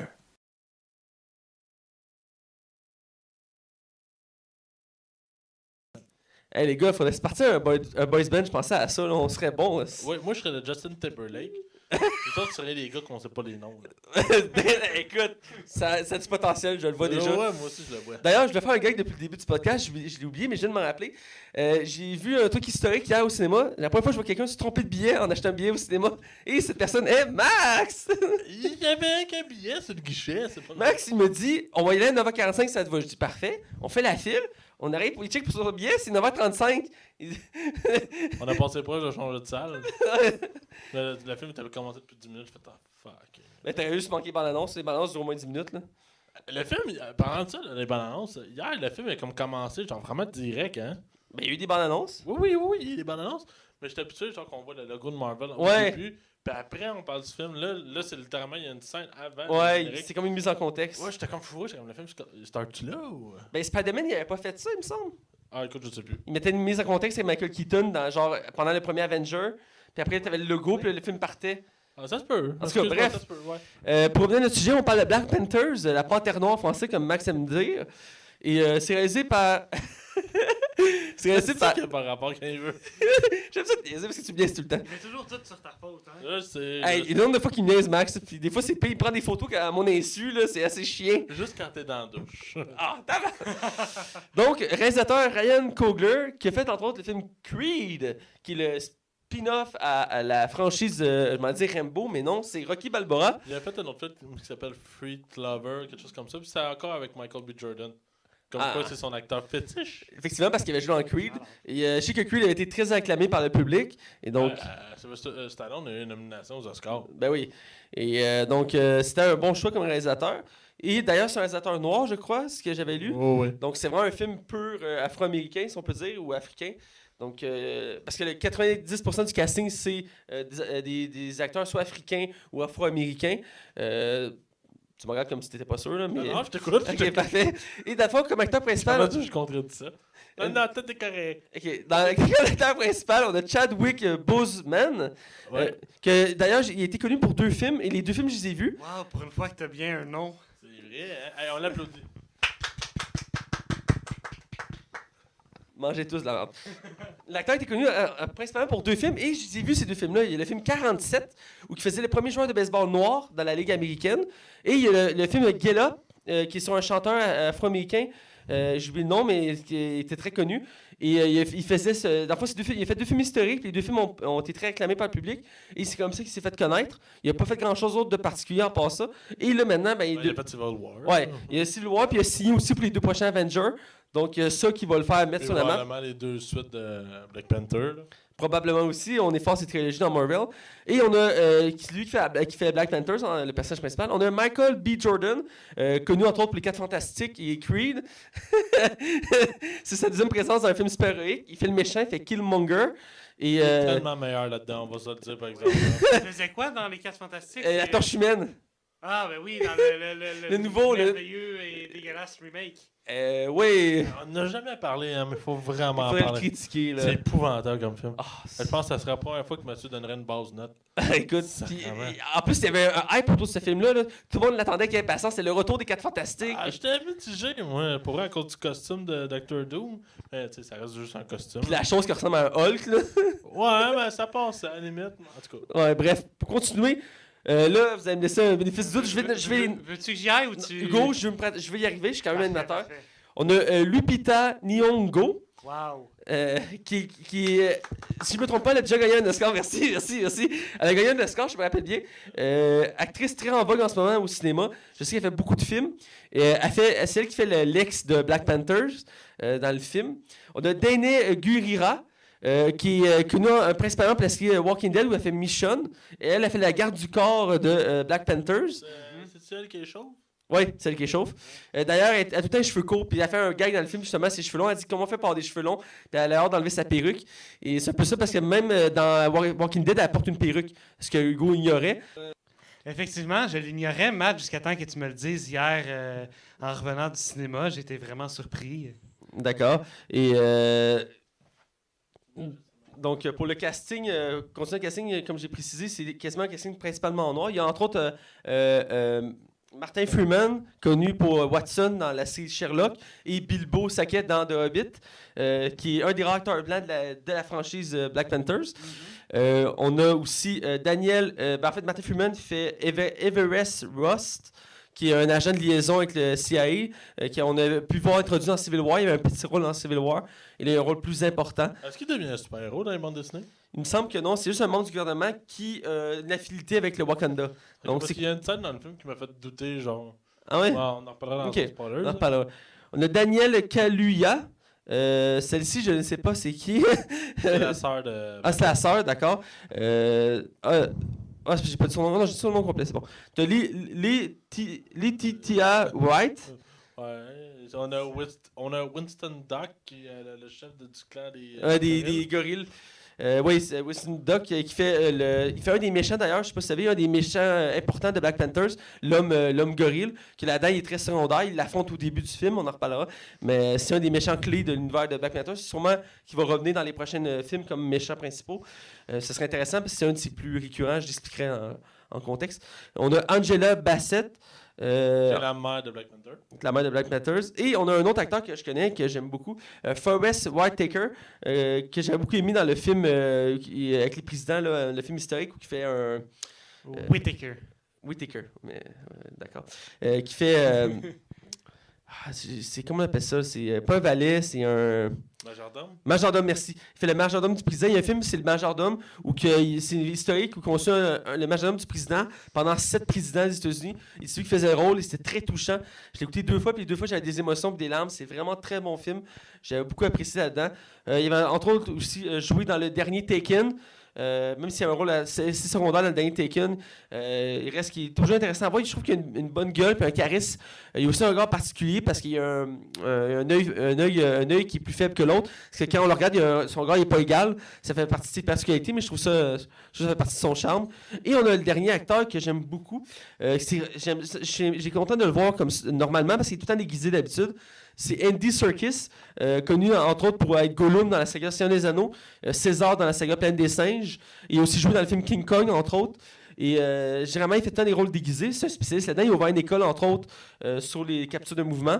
Et là, ils ont fait une chance. Il fait un méchant dans Marvel, un des méchants principaux aussi de Black Panthers, qui avait été introduit dans Age of Ultron. Donc, ça faisait un certain temps déjà. Il croisait Ultron, puis Ultron, il coupait un bras. Donc, d'où ça faisait le lien avec Black Panthers. Et là, on le revoit ici, puis c'est un de mes préférés dans le film, on en reviendra. C'est produit par Marvel Studios. Et le distributeur, c'est Walt Disney, sans surprise. On a quasiment pu le skipper. C'est Disney, donc voilà. Et côté critique, je veux dire les notes, puis Max avait un commentaire à dire là-dessus, donc on va le laisser aller après. Donc Metacritic a donné 88% d'avis positifs et le public a donné 65% d'avis positifs. Rotten Tomato, 97% d'avis positifs pour le professionnel et 76% pour le public. Et le commentaire que Max voulait dire, je ne sais pas si tu te rappelles du commentaire que tu avais dit. Oui, ça me revient dans le fond. Parce que ce qui est arrivé, c'est que les notes sont basses. Mais est-ce qu'elles sont basses parce que le film est mauvais? Non. Elles sont basses parce que justement, il y a eu un backslash dès au départ, avant même la sortie du film, des pros contre les Noirs et contre Marvel, ironiquement. Pour bâcher le film, pour que le film reçoive des mauvais ratings et qu'il ne rapporte moins d'argent au box-office. C'est la raison. Parce que tu sais, un film qui se fait vraiment démolir par les critiques apporte que le monde ne va pas voir le film. Ça a vraiment un impact financier en bout de ligne. Et finalement, c'est pour ça que les notes sont pas aussi satisfaisantes que ça. Ouais. Écoute, quand Batman et Superman se ramassent à 93%, ça à 65%, il y a de problème. Oui, il y a vraiment un gros problème. Et il reste quand même... en règle générale, le film est bien accueilli, il faut le dire. Surtout le Rotten Tomato qui a donné à 97%. Quand il est sorti, il était à 100. Ah, ça n'a pas de sens, ça. Puis il avait descendu 3 points. Puis il va peut-être encore descendre quelques points parce qu'il n'est pas fini les critiques n'ont pas fini de sortir. Mais ce Metacritic est monté depuis hier. Ah, OK. il a passé de 86 avant 3 jours. Il est monté à 87, puis là, il est monté à 88. Ah. Écoute, je pense que c'est le film de Marvel qui a la plus hausse note. Je pense aussi, ils ont dit que c'est considéré comme le meilleur film de Marvel par classement. Là. Je suis pas d'accord, mais en tout cas... On en parlera. Côté box-office, je vais t'essayer d'y aller. On a un budget de 200 millions de dollars. Ce qui est énorme. Qui est énorme, mais qui est... Disney. C'est normal, ça. Il y a quasiment tout ça comme budget. Et il a rapporté 361 millions de dollars. Le film est sorti hier. Non. Le film est sorti hier. Il est sorti vendredi. Vendredi. Fait que, fait que ça fait 2 jours. Écoute, je vous laisse. Ouais, bon, ok. On va dire 2 jours. On a arrosé à 2 jours. Parce que là, les chiffres d'aujourd'hui n'ont pas sorti. Là. Fait que, ouais. C'est quelque chose. Le film est remboursé. Il va être rentable. Chaque film de Marvel, même si le film serait pas bon, il rembourserait. Là, c'est sans surprise. Mais c'est quand même bien. Côté, en fait, c'est basé sur le personnage iconique de Black Panther, ce qui est d'ailleurs, pour préciser, le premier héros afro-américain des comics américains, autant Marvel que DC. C'était le premier. Et il y avait un gros impact sur l'univers des comics, autant sur les Afro-Américains que tout simplement dans l'univers des super-héros. Et aussi, comme anecdote, le film était censé exister beaucoup plus tôt que ça, avant même la création de l'univers cinématographique de Marvel. C'est dans les années 90 que Wesley Snipes, je l'ai bien dit? Ouais. Merci. C'est Wesley. Mais... Wesley Snipes, bref. Et qui a fait la franchise des Blade, Blade 1, Blade 2, Blade 3, ouais, même s'il n'est pas très bon, Blade 3. Il existe Blade 3? Je pense qu'il avait fait juste 2 films. Ouais, bref, il avait dit qu'il voulait être le réalisateur et il voulait être l'acteur principal du film. Et le film a été, à partir des années 90, a toujours été dans les plans de Marvel, mais il a toujours été repoussé. Un réalisateur embarque, il annule, scénariste embarque, annule, ainsi de suite, jusqu'à temps que l'acteur Wesley Snipes va en prison. À partir de ce moment-là, le film est tombé temporairement à l'eau. Puis c'est quand ils ont créé leur univers cinématographique, ils ont posé la question, on dit « Est-ce que vous allez faire un film de Black Panthers? » Et Kevin Feige avait dit « Oui, on va faire un film de Black Panthers, ça va arriver tout le temps, on va commencer par l'introduire tranquillement en mettant des éléments. » Et je sais pas si vous vous rappelez, mais dans Captain America et dans Iron Man 2, il mentionne entre autres le Wakanda et le Vibranium, entre autres pour le bouclier de Captain America, mais dans Iron Man 2, il mentionne le Wakanda, il y a une carte de Nick Fury, c'est les gens qui surveillent sur la Terre, puis il y a un point au Wakanda pour mentionner qu'il existait. Et ça a pris jusqu'à Civil War tout récemment, où on a le droit à la première présidence de Black Panthers, et maintenant on a le droit à son premier film, donc ça datait de loin, les années 90, puis c'est un projet qui était tombé à l'eau à plusieurs reprises, et finalement on a eu le droit à l'avoir là. Je serais été curieux de voir ce que ça aurait pu donner avec Wesley Snipes. Peut-être que ça aurait fait encore un film plus d'action encore, avec plein d'explosions puis tout, c'était son genre. Même si c'était aussi reconnu pour les arts martiaux, parce que dans Blade, il se battait au katana puis tout ça. Reste que j'aurais été curieux de le voir. Surtout, j'ai vu une photo de lui à l'époque, puis je trouvais qu'il avait quand même de la carrure, tout ça pour le faire. Là, il commence à être un peu vieux comme acteur pour faire ça. Mais reste qu'à l'époque, il avait la carrure pour le rôle. Et donc, voilà. Et là, on va aller du côté des acteurs. On va parler des acteurs rapidement. On ne fera pas le tour, il y a un gros casting. J'irai avec... j'irai avec les 2 premiers, puis j'irai avec Andy Serkis pour finir. Ouais, je suis dans. Bon, parfait. Donc, on va commencer avec l'acteur qui porte le film sur ses épaules, lui qui fait Black Panther, la Panthère Noire, Chadwick Boseman. Je vais y aller en commençant. Comme je dis, c'est un acteur que j'avais déjà vu avant, dans 2 autres films. Je trouvais qu'il avait une bonne prestance, je trouvais qu'il a un bon charisme. Puis il laisse pas sa place, il prend de la place quand il est là. Et j'avais aimé sa performance dans Civil War, où on avait pu le voir un peu, il était un des personnages secondaires du film. Et il n'y avait pas beaucoup de texte dans le film, mais les scènes d'action étaient intéressantes. J'aimais la façon qu'il se battait, très acrobatique, très agile. Il n'avait pas peur de foncer, il s'accrochait sur une auto, tout ça. Je trouvais que ces scènes d'action se démarquaient des autres dans les combats. Donc j'avais beaucoup apprécié. Là-dedans, c'est un peu le même principe. J'aime le voir se battre, se promener. J'aime aussi sa philosophie. Son personnage évolue moralement. Du début à la fin, il n'y a pas la même psychologie. Il revoit le monde d'une certaine manière différente. À la fin, au début, il est plus renfermé, plus sur sa culture. Puis à la fin, il voit autrement le monde. Et donc, j'ai beaucoup aimé ça, cette émotion de personnage. Je dirais que ce qui m'a surpris un peu du film pour lui, c'est qu'il ne fait pas tant de scènes d'action que ça. Il y a des scènes clés d'action dans le film, effectivement, mais en tant que tel, il ne se bat pas tant que ça contre beaucoup d'ennemis. Il y a quelques scènes clés, mais... Encore moins sans masque, là. Encore moins sans Max, effectivement. Il a quasiment tout le temps son masque. Dans le fond, il y a 2 scènes qui se battent vraiment. Dans les arènes. Dans les arènes, ouais. Puis à la fin contre le méchant... Ouais, il porte son masque. Ben, il l'enlève à la fin quand il se duel, il a plus son masque. T'as raison. Ouais. Ils finissent par l'enlever, puis ils se regardent face à face, puis ils se battent. Là. Ouais, mais effectivement, il a quasiment tout le temps son masque. C'est quand même la particularité, un peu comme Power Man, qui porte tout le temps son casque, c'est un peu normal. Ça fait partie, c'est comme une armure qui porte Black Panthers, donc c'est un peu le concept de son masque. T'as l'air de foncer les sourcils, mais c'est pas grave. Et donc, je vais aller avec toi, Max. C'est vrai, ça? Qu'est-ce que tu as pensé de... Moi, personnellement, je l'avais vraiment trouvé convaincant dans Civil War. Ouais. J'avais hâte de le voir dans son propre film. Pour vrai, je l'ai trouvé inégal à certains moments. Je trouve que c'est un bon acteur. Là. Écoute, j'enlève rien. Il se débrouille vraiment bien. Mais j'ai senti des fois que c'était un peu neutre, genre dans ses façons dans certaines répliques, dans certains moments clés du film, j'ai senti qu'il manquait un peu de chair autour de l'os, dans le sens que le personnage, je trouvais qu'il manquait un peu ce charisme qu'il me faut pour un super-héros pour que je l'aime dès le départ. Puis c'est bizarre parce que dans Civil War, il l'avait, je trouvais. Dans celui-là, des moments, je suis comme... Ah. Tu sais, j'ai pas trouvé que c'était le personnage le plus intéressant du film. Puis je trouve ça ironique, sachant que c'est Black Panther. Ouais. Mais c'est pas quand il est Black Panther, je trouve le personnage ultra intéressant. Ouais. Mais quand il l'est plus, là, je suis comme... Puis même le film ose parfois, puis là, je vais essayer de faire attention à ce que je dis, le mettre de côté, puis je trouve que ça change pas la ligne directrice du film. Mais écoute, c'est très personnel. Non. Écoute, j'enlève pas la qualité. Il sait jouer. Je pense que des fois, c'est juste une question de direction. Mais je suis pas totalement convaincu. D'accord. Monsieur Maze. Ben moi, t'as quasiment tout dit, Matt. On a vu son personnage évoluer au rythme du film. Un jeune roi inexpérimenté qui fait comme « OK, mais ça a toujours été le même. Et je vais suivre les anciennes règles. » Puis finalement, qu'à la fin, il fait comme « Les anciennes règles ne fonctionnent plus. Il faut changer la mentalité de la chose. » Il y a un beau message. Il y a un beau message. C'est tous des vieux de la vieille qui étaient là avant lui, qui pensaient toujours de la même façon. Puis lui, il est jeune, il incarne la jeunesse. Donc le renouveau, mettons, de l'univers Marvel.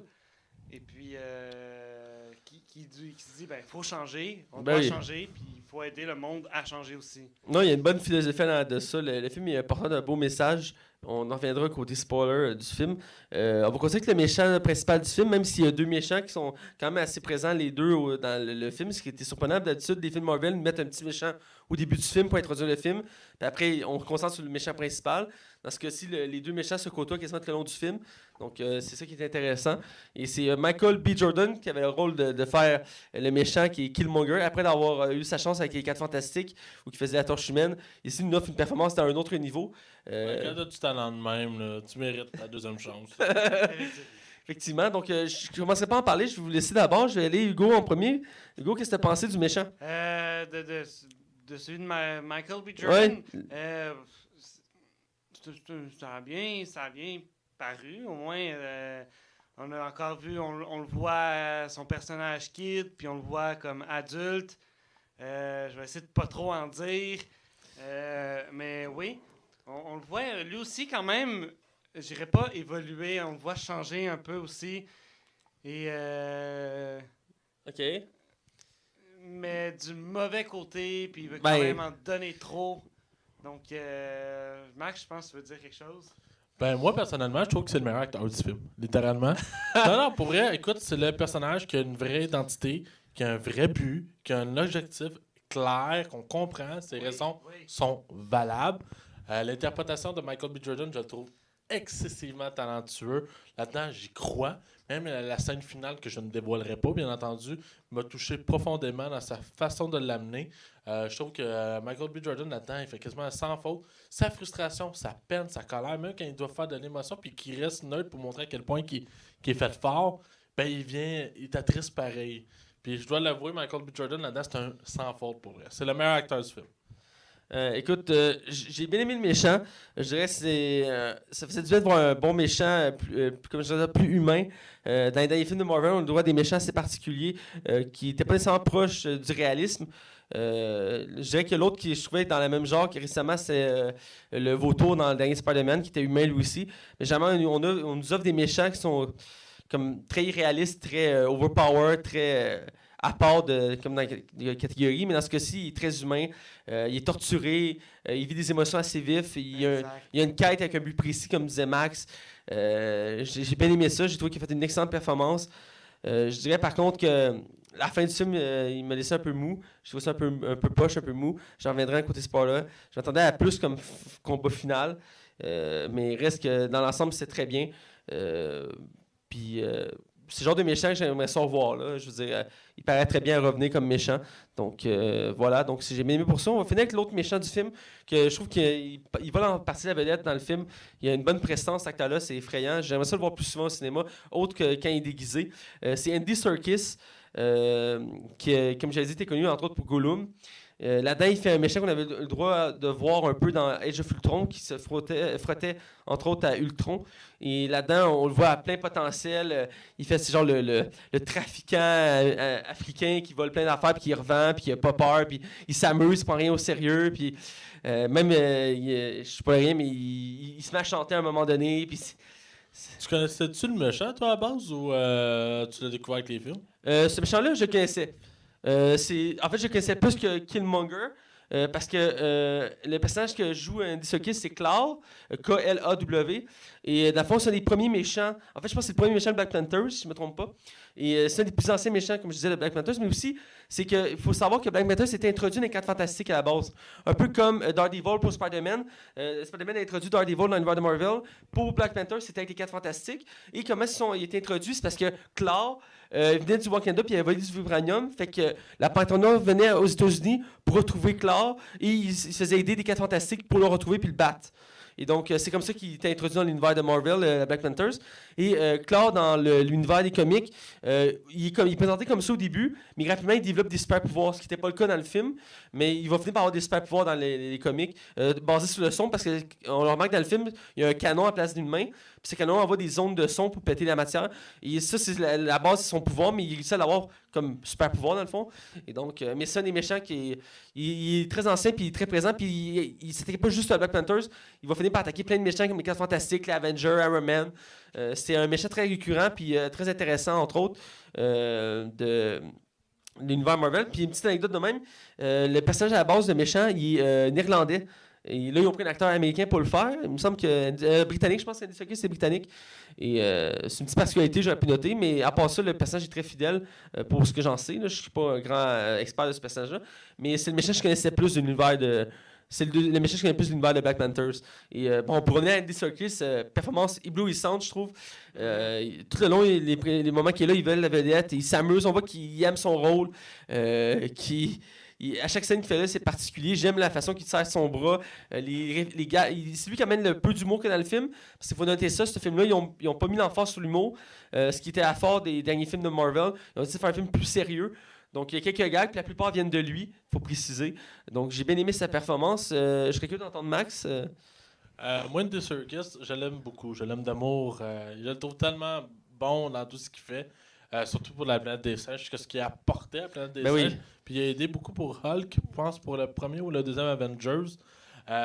Puis écoute, je l'avais trouvé cool, les personnages dans Ultron, mais tu sais, on le connaissait à peine. Fait que, vu qu'il est introduit quand même brièvement, on sait juste qu'il se fait arracher le bras, puis ça a arrêté là. Dans ce film-là, écoute, ce que j'ai vu de mes yeux, c'est qu'Andy Serkis avait du fun. Il était là, puis il tripait, là. Le gars, là, il est comme, hey, moi, je fais ce que je veux quasiment, je trippe, je m'amuse, je fais un méchant over the top, avec des guns dans mes bras, je peux faire ce que je veux, puis c'est ça que j'ai senti. J'ai vraiment senti je sais que j'ai du fun. Pour vrai, ça rend le personnage vraiment cool, grâce à ça, à mon humble avis. Je sais pas quoi dire de plus. C'est Andy Serkis, puis tu peux pas te tromper avec ce gars-là. Ben oui. Puis dans ce film-là, comme je dis, il a l'air d'avoir du fun. Monsieur Maze. Oui. Il s'est amusé. C'est clair qu'Andy Serkis s'est amusé pendant le tournage du film. On voit qu'il s'amuse, on voit qu'il a du plaisir à jouer son rôle. C'est naturel. C'est naturel. Comme tu dis, Matt, c'est lui qui a apporté une touche d'humour au film. Ça rendait quand même léger le côté du sérieux du film. Ouais. Un gag que j'ai vraiment ri, écoute, pas spoilers, ils sont dans la camionnette, puis il fait mettre de la musique, on n'est pas dans un enterrement. Ils se font poursuivre en voiture. C'est des gags de même qui fait que ça attendrit le personnage. Là, Ouais. Ouais, ça fait qu'il est attachant. C'est le genre de méchant que j'aimerais ça revoir. J'avais beaucoup aimé sa performance. Donc, on fera pas le reste du tour du casting parce qu'il est quand même énorme, mais on va en mentionner dans le côté spoiler. Mais pour finir le tour d'horizon, je veux votre opinion générale du film. Je vais aller avec Hugo. Oui. Bon, j'ai aimé le film en général. Il y a juste le côté de l'histoire. Je veux pas trop en dire. Il y a une histoire d'amour dans le film que je trouve qu'il était trop et qu'il aurait pas dû être là. D'accord, c'est une belle opinion et on la respecte. Et vas-y, Max. C'est Et vraiment. voilà, c'est tout le temps qu'on avait pour Max. Non, mais pas vrai. Quand je suis sorti de la salle, Tu pleurais. non, mais je savais pas si j'avais aimé ça. Tu sais, il y en a beaucoup qui ont ça a eu ce feeling-là quand on est allé voir Guardians of the Galaxy. Puis pour vrai, ça a été dur pendant les semaines qui ont roulé parce que les critiques du film disaient que c'était le meilleur film depuis Iron Man 1. Ouais, ça se peut. Dans ma tête, ça n'a pas de sens, ça peut pas arriver. Et ben c'est ça, c'est pas arrivé. C'est pas vrai. Écoute, c'est un film que j'ai apprécié. Il y a vraiment des bonnes choses, il y a des bons moments. L'écriture est vraiment réfléchie. Il y a des critiques sociales dans ce film-là, malgré tout. Et au niveau esthétique, on peut pas chialer. Là-dessus, c'est super beau. C'est très, très beau comme film. Mais il y a des longueurs qui m'ont vraiment déplu. Puis j'ai l'impression que le film manque de rythme. Et j'avais de la misère à vraiment genre, être imprégné puis embarquer dans cet univers-là. Puis ça me fait suer parce que j'aurais tellement aimé ça triper. Mais là, j'ai comme senti. C'est la première fois, je te dirais, que je sens vraiment la recette Marvel en arrière. Puis que c'est la première fois que j'ai fait comme encore. On est rendu à un nouveau personnage comme ça. Ok. Puis je veux tellement aimer ce film-là. Puis je suis pas capable de. Écoute, je vous spoil tout de suite, je donne pas un 5 là. Mais c'est pas non plus une catastrophe, là, loin de là. Là. Écoute, c'est loin de même. C'est même pas un mauvais film, c'est même pas un film moyen, c'est un bon film. Mais je pense que j'ai essayé de pas de me trop me hyper, puis finalement, ça s'est avéré que ça s'est joué contre moi. Puis je me suis trop hypé pareil. Puis ça a joué sur ma déception. Puis ça me fait ça pour vrai, parce que j'aimerais ça dire que ce film-là, je l'adore. Genre, mais non. Max. Ah, ben, écoute, Ouais. ben, je suis honnête.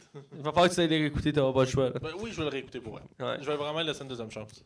Moi, j'ai apprécié le film. J'ai trouvé ça intéressant. Comme tu dis, il véhicule un beau message social, ce qui n'est pas le cas de tous les films de super-héros. Même la plupart ne le font pas nécessairement. C'est quelque chose de plus commun maintenant qu'avant, mais il reste que c'est pas, puis ça a vécu des bonnes morales. J'ai beaucoup apprécié le film. Je dirais que oui, il y a des similitudes avec d'autres films de super-héros. Le typique création du super-héros, il passe ses pouvoirs, il passe ses pouvoirs, tout ça. Mais dans l'ensemble, j'ai bien aimé. J'ai aimé le fait que pour une fois, c'était pas centré aux États-Unis, que c'était pas on est à New York, puis il y a des méchants à New York, même s'ils savent que tous les super-héros sont là. Ouais, le dépaysement dans un film de Marvel, ça fait du bien. Ah, Oui, ça oui, fait un vent de fraîcheur. J'ai beaucoup apprécié.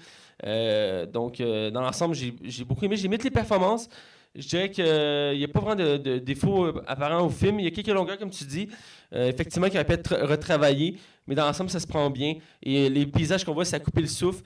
Je dirais que peut-être la musique n'est pas très mémorable. Il y a des films super-héros la musique, on la retient pendant longtemps. Dans ce cas-ci, j'ai pas mention de moment que la musique était si palpitante que ça. Ça peut paraître comme anodin, mais la musique a un gros impact sur les scènes dans le film. Puis il y a des films qui se démarquent juste avec ça. J'avais déjà vu un documentaire sur YouTube sur la musique. Ils montraient des scènes, mettons, de Jurassic Park ou, mettons, de Seigneur des Anneaux. Puis t'enlevais la musique, puis la scène, elle perdait toute sa saveur parce que la musique créait la saveur autour de la scène. Et donc, dans ce cas-ci, la musique était... Je dirais que c'était un des défauts du film que je pourrais mentionner. Je le fais pas souvent, je fais pas souvent de la musique. Je trouvais que l'occasion était bien amenée pour ça. Ben, la musique a vraiment reçu vraiment des commentaires ultra positifs pour vrai. Là. C'est vrai que l'album qui est sorti pour Black Panther, c'est vrai qu'il est vraiment bon. Mais faut aimer le rap, là, bien entendu. Ouais. Mais dans C'est ça, faut aimer le rap, puis le hip-hop, puis la musique style africaine et... R&B, là, mais j'aime ce genre de musique-là. C'est juste que je pense que les tunes étaient peut-être mal placées dans les scènes. Pour l'occasion, mais reste que, il me semble, j'ai pas retenu de musique assez palpitante. Il y a des moments que ça faisait effet, mais. Je peux-tu rajouter quelque chose? Ouais, vas-y. Je sais pas, je suis peut-être tout seul. Y a-t-il vous autres aussi des fois le CGI qui vous a tapé dans l'œil un petit peu? Je vais m'expliquer avant. Là. C'est pas mis dans le spoiler, peut-être? Non, ça spoil rien de ce que je vais dire. Chris, c'est en bande-annonce. Je vais pas écouter la bande-annonce, je m'excuse. Là. Mais tu sais, quand justement, ils sont dans l'eau, là, ouais. Avec des pierres, tu le vois clairement que c'est du fond vert et que c'est du monde qui ont été rachetés en post-prod sur les roches. Pour vrai, ça m'a sauté au visage puis ça me gossait. Là. Et il y a une autre scène, puis écoute, c'est ultra anodin. Mais je sais que c'est pas parfait. Je pense qu'il n'y a aucun film de super-héros qui s'en sort 100%. Là. Mais à un moment donné, Andy Serkis il est là avec Michael B. Jordan, puis il reçoit un coffre. Mais clairement, le coffre il est fait en CGI, puis ça me sautait au visage. Je suis le seul qui a remarqué des petites. Je suis peut-être seul. J'ai remarqué une autre petite erreur, mais je suis mieux peut-être d'en parler dans. Surtout dans ton cas, parce que tu spoil sans faire exprès, avec tes minutes te retenir. Mais pour finir, j'ai bien apprécié le film. Je trouve que c'est les meilleurs films de Marvel qu'on a qui se démarquent parce que c'est le défaut de la plupart des films de Marvel, c'est qu'ils vont toujours dans le même pattern. New York, États-Unis, on défend l'Amérique. Oui, il y a les Gardiens Galaxies qui se démarquaient. C'est ça qui avait été beaucoup apprécié à l'époque. Il était dans l'espace. Thor, le dernier, était apprécié. Thor aussi. Le dernier était beaucoup apprécié pour ça parce qu'il se passe principalement, même quasi total dans l'espace. Donc, c'était apprécié pour ça. Mais c'est pas le cas de la plupart des films de Marvel. Je pense que c'est quelque chose qui est en train de changer tranquillement. Ils veulent revoir le genre. Ben, c'est plus rentable de toute façon, au niveau même économique, de le faire sortir dans des pays, mettons, comme la Chine, le Japon, des affaires la même. Fait que 4 genres de culture, tu vas chercher un public qui était peut-être même pas là au départ. Ouais, ben, c'est comme là, le film, il se passe en partie en Corée du Sud. Donc, ça crée une image aussi pour ce place-là. Ce qui est une bonne chose. Parce que Marvel ne réussissent pas encore totalement au Japon puis en Corée. Ah, génial. Je sais qu'il y avait un film d'animation qui est sorti, Big Hero 6. Ouais, c'est ça, c'est pour aller chercher la communauté. Mais c'est comme les Transformers là-bas, c'est des hits. Ouais. Ici, ils marchent moins là. D'ailleurs, on avait oublié une nouvelle sur les Transformers qui veulent faire un reboot de l'univers des Transformers après le prochain spin-off. Ah, ben je le savais pas pour vrai. Mais je t'avais tagué dessus puis t'avais répondu. Ah oui, ben oui, t'as bien raison. On l'a oublié, mais ça pose. Là, vite, c'est quoi? Ben, dans le fond, la nouvelle, c'est juste qu'il prévoit de repartir l'univers à neuf après le spin-off de Bumblebee. Que Bumblebee serait comme la base pour créer un nouvel univers de Transformers pour comme repartir d'histoire sur de nouvelles bases. Ok, tu penses qu'ils veulent faire des films qui se réunissent tous ensemble à la fin? Je sais pas, peut-être. Écoute, s'ils peuvent repartir sur une bonne base. Ils sont partis sur un Transformer Universe, donc. Bon, écoute, on verra. Je sais que ça t'excite, Max, là, mais. Non, mais je suis pas contre, pour vrai. Si c'est pas Michael Bay qui s'en occupe, il y a des bonnes chances que ce soit bon. Ah, mais les connaissants, il va toutes les faire jusqu'à sa retraite, là. Mais tout ça pour dire qu'on va être du côté spoiler pour vraiment parler plus en détail du film. Attention, vous rentrez dans la zone spoiler. Attention, vous rentrez dans la zone spoiler. Alors, on est dans la zone spoiler, et là, on va parler du film, de ce qu'on a aimé, ce qu'on a adoré, ce que Max a moins aimé. Et donc, on va... Écoute. J'ai pas détesté le film, au contraire, là. Puis je vais te donner même une bonne note, pour vrai, là. C'est pas qu'il a pas aimé le début ni la fin ni le milieu, mais il a aimé le film. Mais c'est qu'il a pas aimé ni le début ni la fin ni le milieu. Non, je suis mitigé. Il y a des choix, il y a des affaires qui m'ont... Bref, on commence avec le début du film. Moi, c'est l'intro que je... Ben, en plus... Asti de Mathieu Bellec. Je fais ça pour ton bien, Max. Je fais ça pour ton On bien. lâche un wow quand il est prêt, ok? Wow, ben c'est ça. Donc, moi, c'est le début du film qui m'a un peu... Rébuté? Rébuté, c'est un bon mot, Max! Je sais, un petit Larousse. Je suis fier de toi, tu as appris des nouveaux mots aujourd'hui! Oui, j'ai appris. Ah, c'est quand tu étais dans le main. Pour vrai! Et Mathieu va nous l'appeler. Hey, Colin! A-N-T-I. Je lance ce challenge, je vais le mettre au Scrabble. Ouais, c'est évident. Impossible. Voyons, Hugo, l'impossible n'est pas impossible. Si tu veux, tu peux. Ben oui. Il est comme, comment je vais faire ça, là? Il va chercher. Bon, c'est quoi qui t'était rébuté? Bon, la scène, l'intro, que au début, je comprenais pas, ça m'a pris un certain temps de comprendre le contexte. Parce que, dans le fond, on est en Californie. Et on va dans un appart, puis il y a deux noirs qui sont en train de faire de la contrebande d'armes. Deux noirs, pourquoi pas deux jeunes personnes Ok. de couleur? Deux jeunes personnes de couleur, afro-américains, qui sont en train de faire de la contrebande d'armes. Ils sont tous afro-américains pour moi. C'est vrai. Je sais pas comment le dire, ok? C'est un acteur Tu vas te laisser- noir. Mais les noirs, c'est péjoratif. C'est un homme de couleur. L'homme de couleur, ça se dit mieux. Ou tu le mentionnes pas. Bon, bref, il y a deux hommes. C'est moi le raciste là-dedans. Ouais, c'est un raciste, c'est clairement raciste. Bref, et ça cogne à leur porte, et t'as des gardes qui arrivent. Là, on le sait, parce que si on avait à mon nom, on les reconnaît, c'est des gardes du Wakanda. Puis ils sont bien en rouge, puis ils ont pas de cheveux, c'est des femmes pas de cheveux, bien en rouge. Bon, arrête de me regarder en me jugement, ok? J'aime pas ça quand ils me jugent, Max, je me sens jugé. Bref, et là, on a le droit à... ça, je sais pas s'ils ont rajeuni l'acteur, ils ont pris un autre acteur, je sais pas vérifié. Mais on a le droit au père de... Non, c'est pas le même acteur, là. C'est pas Clairement. Là. Ok, j'étais pas sûr de C'est pas marqué qu'en français, c'est la voix de... Didier Lucien. Oui, tu l'as reconnu? Ben oui! Ah, ok, mais il l'a reconnu. Je l'ai reconnu parce que... je l'ai reconnu tout de suite parce que j'ai reconnu sa voix, mais dès que j'ai entendu sa voix, je me suis rappelé de sa voix dans Assassin's Creed Black Flag.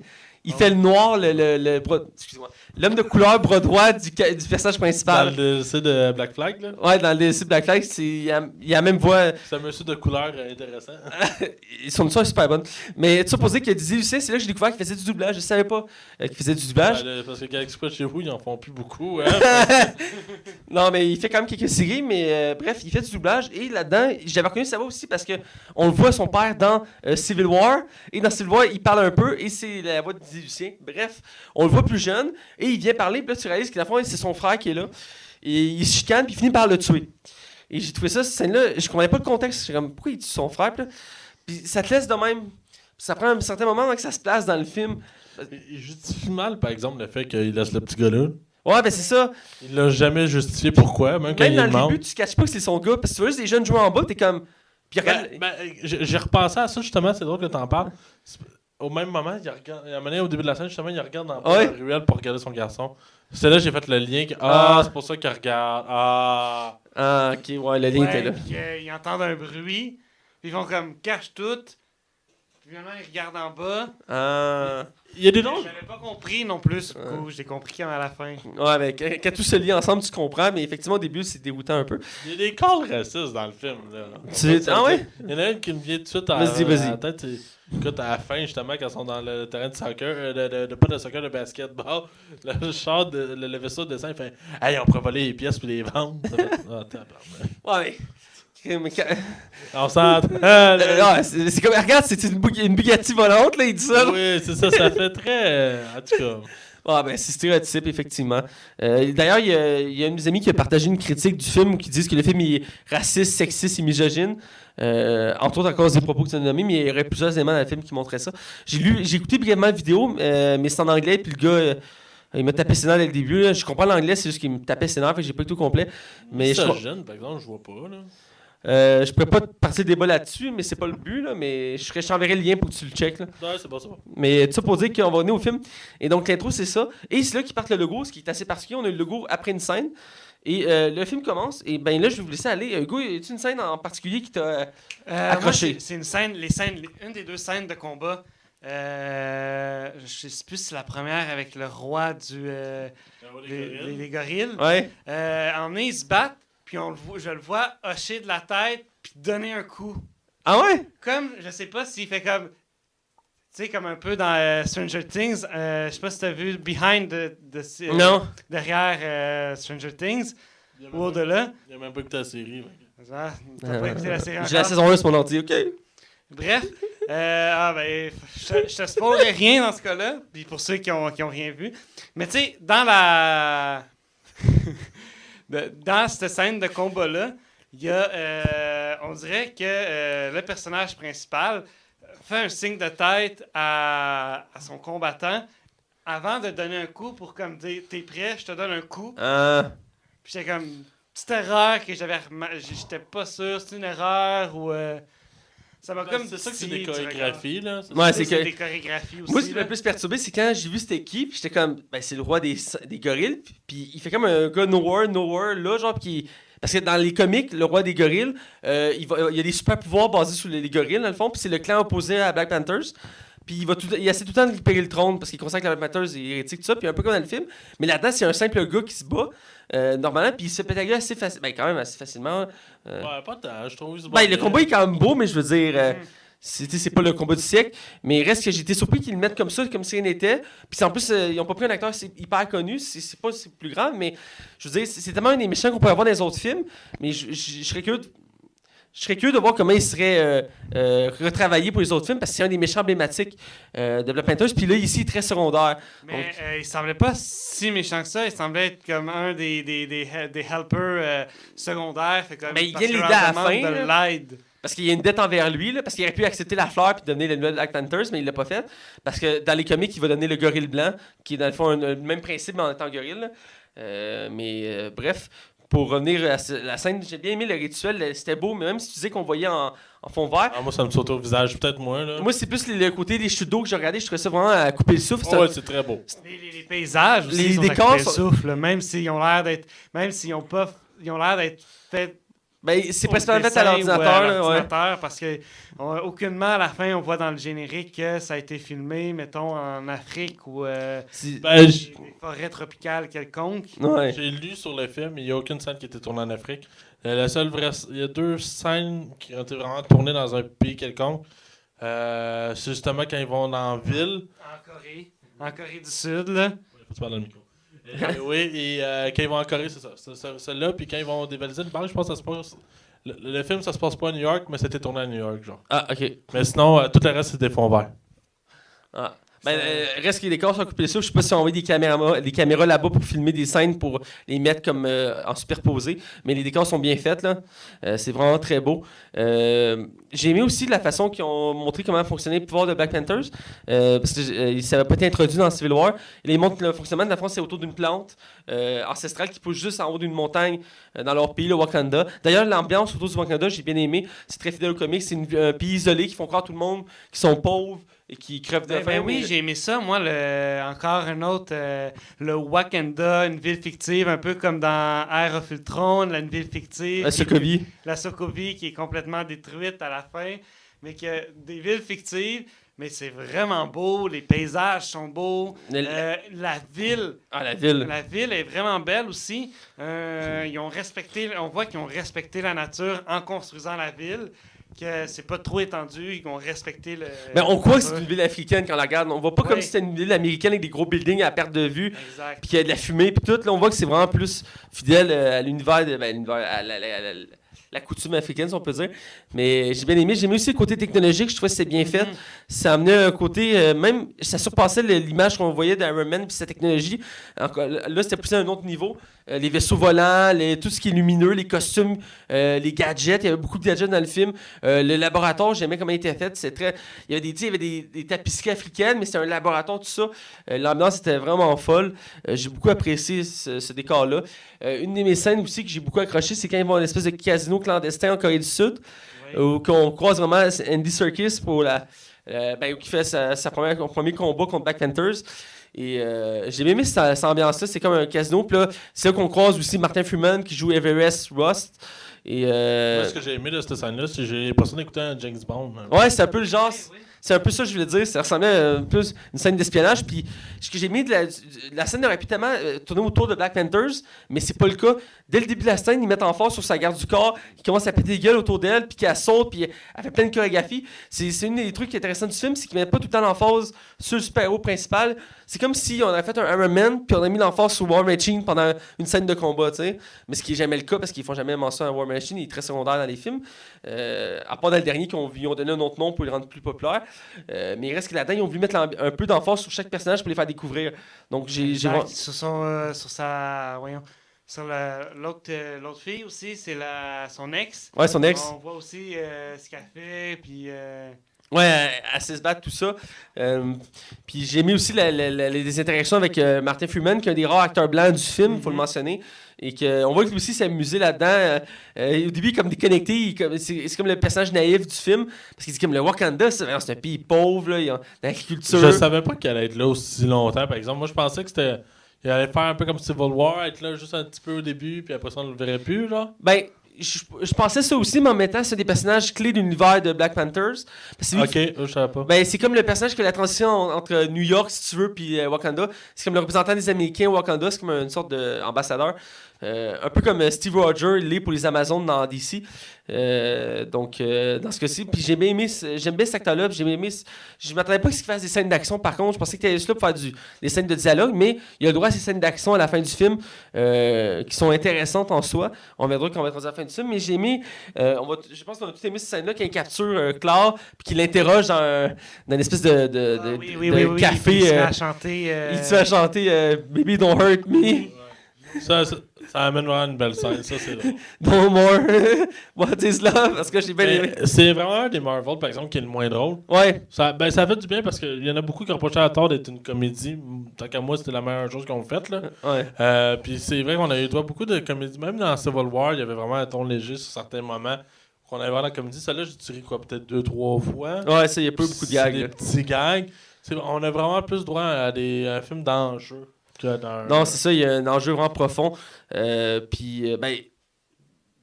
J'étais déçu d'une chose, ça, je vais le dire, c'est un des points les plus négatifs que j'ai trouvé du film. C'est Andy Serkis, son personnage meurt au milieu, à peu près, Ils vont le ramener. à peu près au milieu du film. Comme j'ai dit, il y a des super pouvoirs, donc il pourrait revenir. Reste que j'ai été comme, quoi, ils l'ont tué, il aurait pu tellement juste le ramener en vie, puis le donner comme otage, puis il aurait pu s'évader plus tard du Wakanda. J'aurais aimé ça que ce soit comme ça, mais là, ils l'ont tué. Mais j'espère qu'ils vont le ramener, honnêtement, parce que je l'adorais. Mais qui meurt vraiment dans Marvel? Dis-moi en un. L'oncle Ben, Ouais. Mais il est pas introduit dans celle-là. Hein. ben, il sous-mentionne dans Spider-Man. là. Ouais, mais sinon. Je vais dire Gwen Stacy, mais elle est revenue maintenant. C'est Spider-Gwen. Non, mais je veux dire, dans les films, là. Dans les films, Même Coulson revient.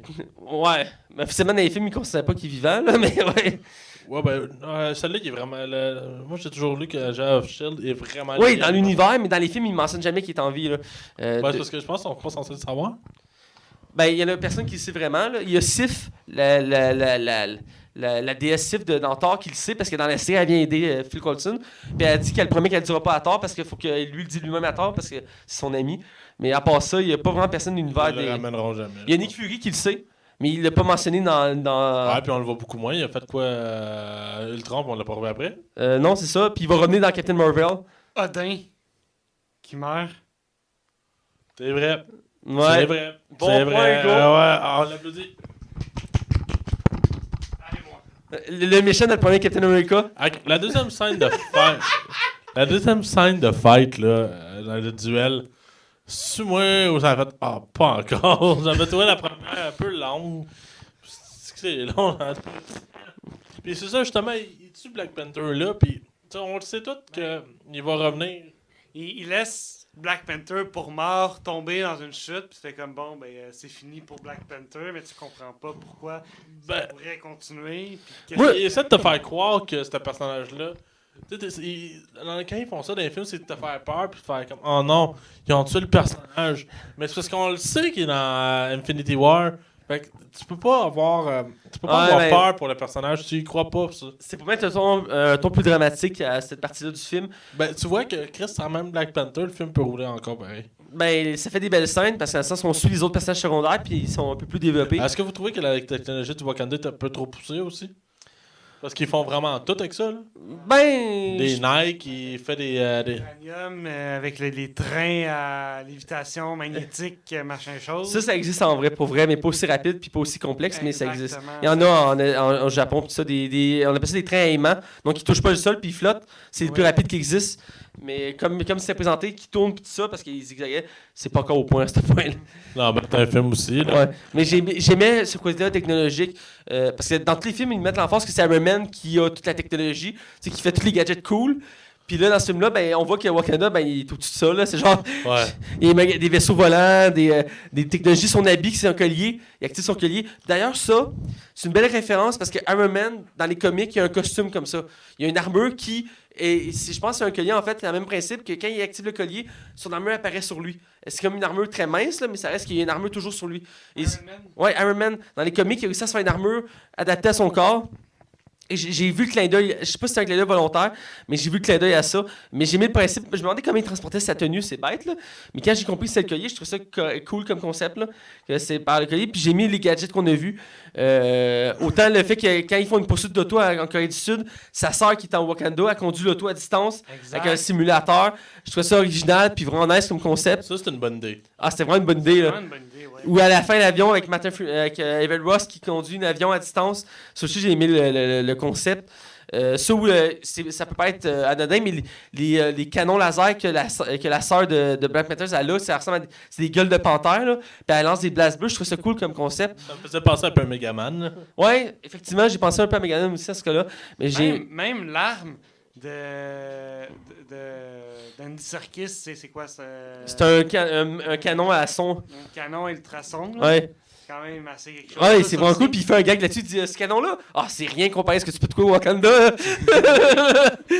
J'ai aimé ce petit gag-là. Mais ouais, puis la technologie est folle. C'est sûr, ça paraît plus.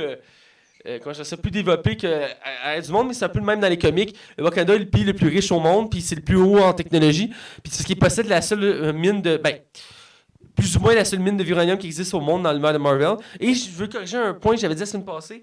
J'avais dit que le vibranium était le meilleur métal de Marvel. C'est l'adamantium. Oui, l'adamantium, les griffes de Wolverine. Oui, parce que dans le fond, l'adamantium, c'est quand ils ont essayé de recréer le vibranium, les Américains, ils ont créé l'adamantium et ils ont découvert qu'il était meilleur que le vibranium.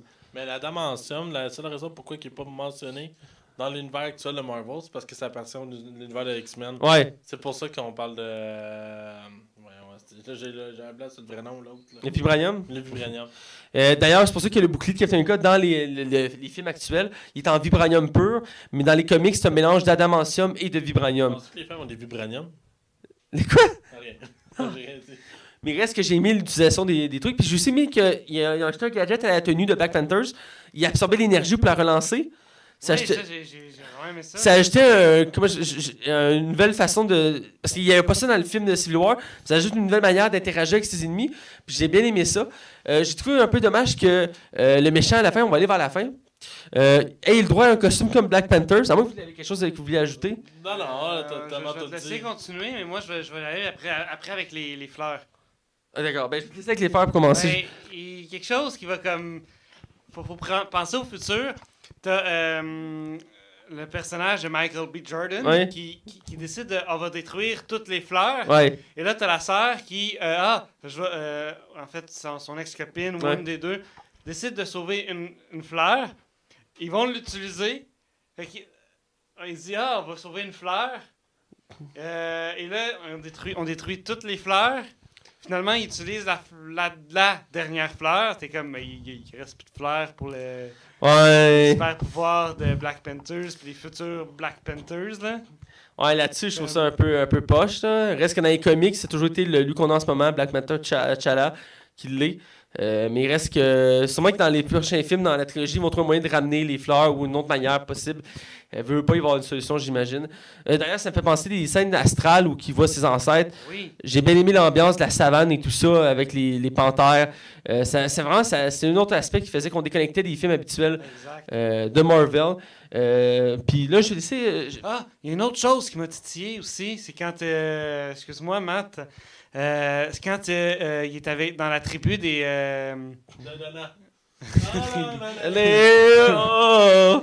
dans la tribu des gorilles dans les montagnes. Ouais. Il est entre la vie et la mort, mais sur de la neige. Et Ouais. là, t'as sa sœur, C'est sa comment mère pas de la neige, je m'excuse, là. et son ex-future copine font comme « Ah, on va lui donner la fleur et on va le recouvrir de neige. » Mais ils n'ont aucunement froid aux mains.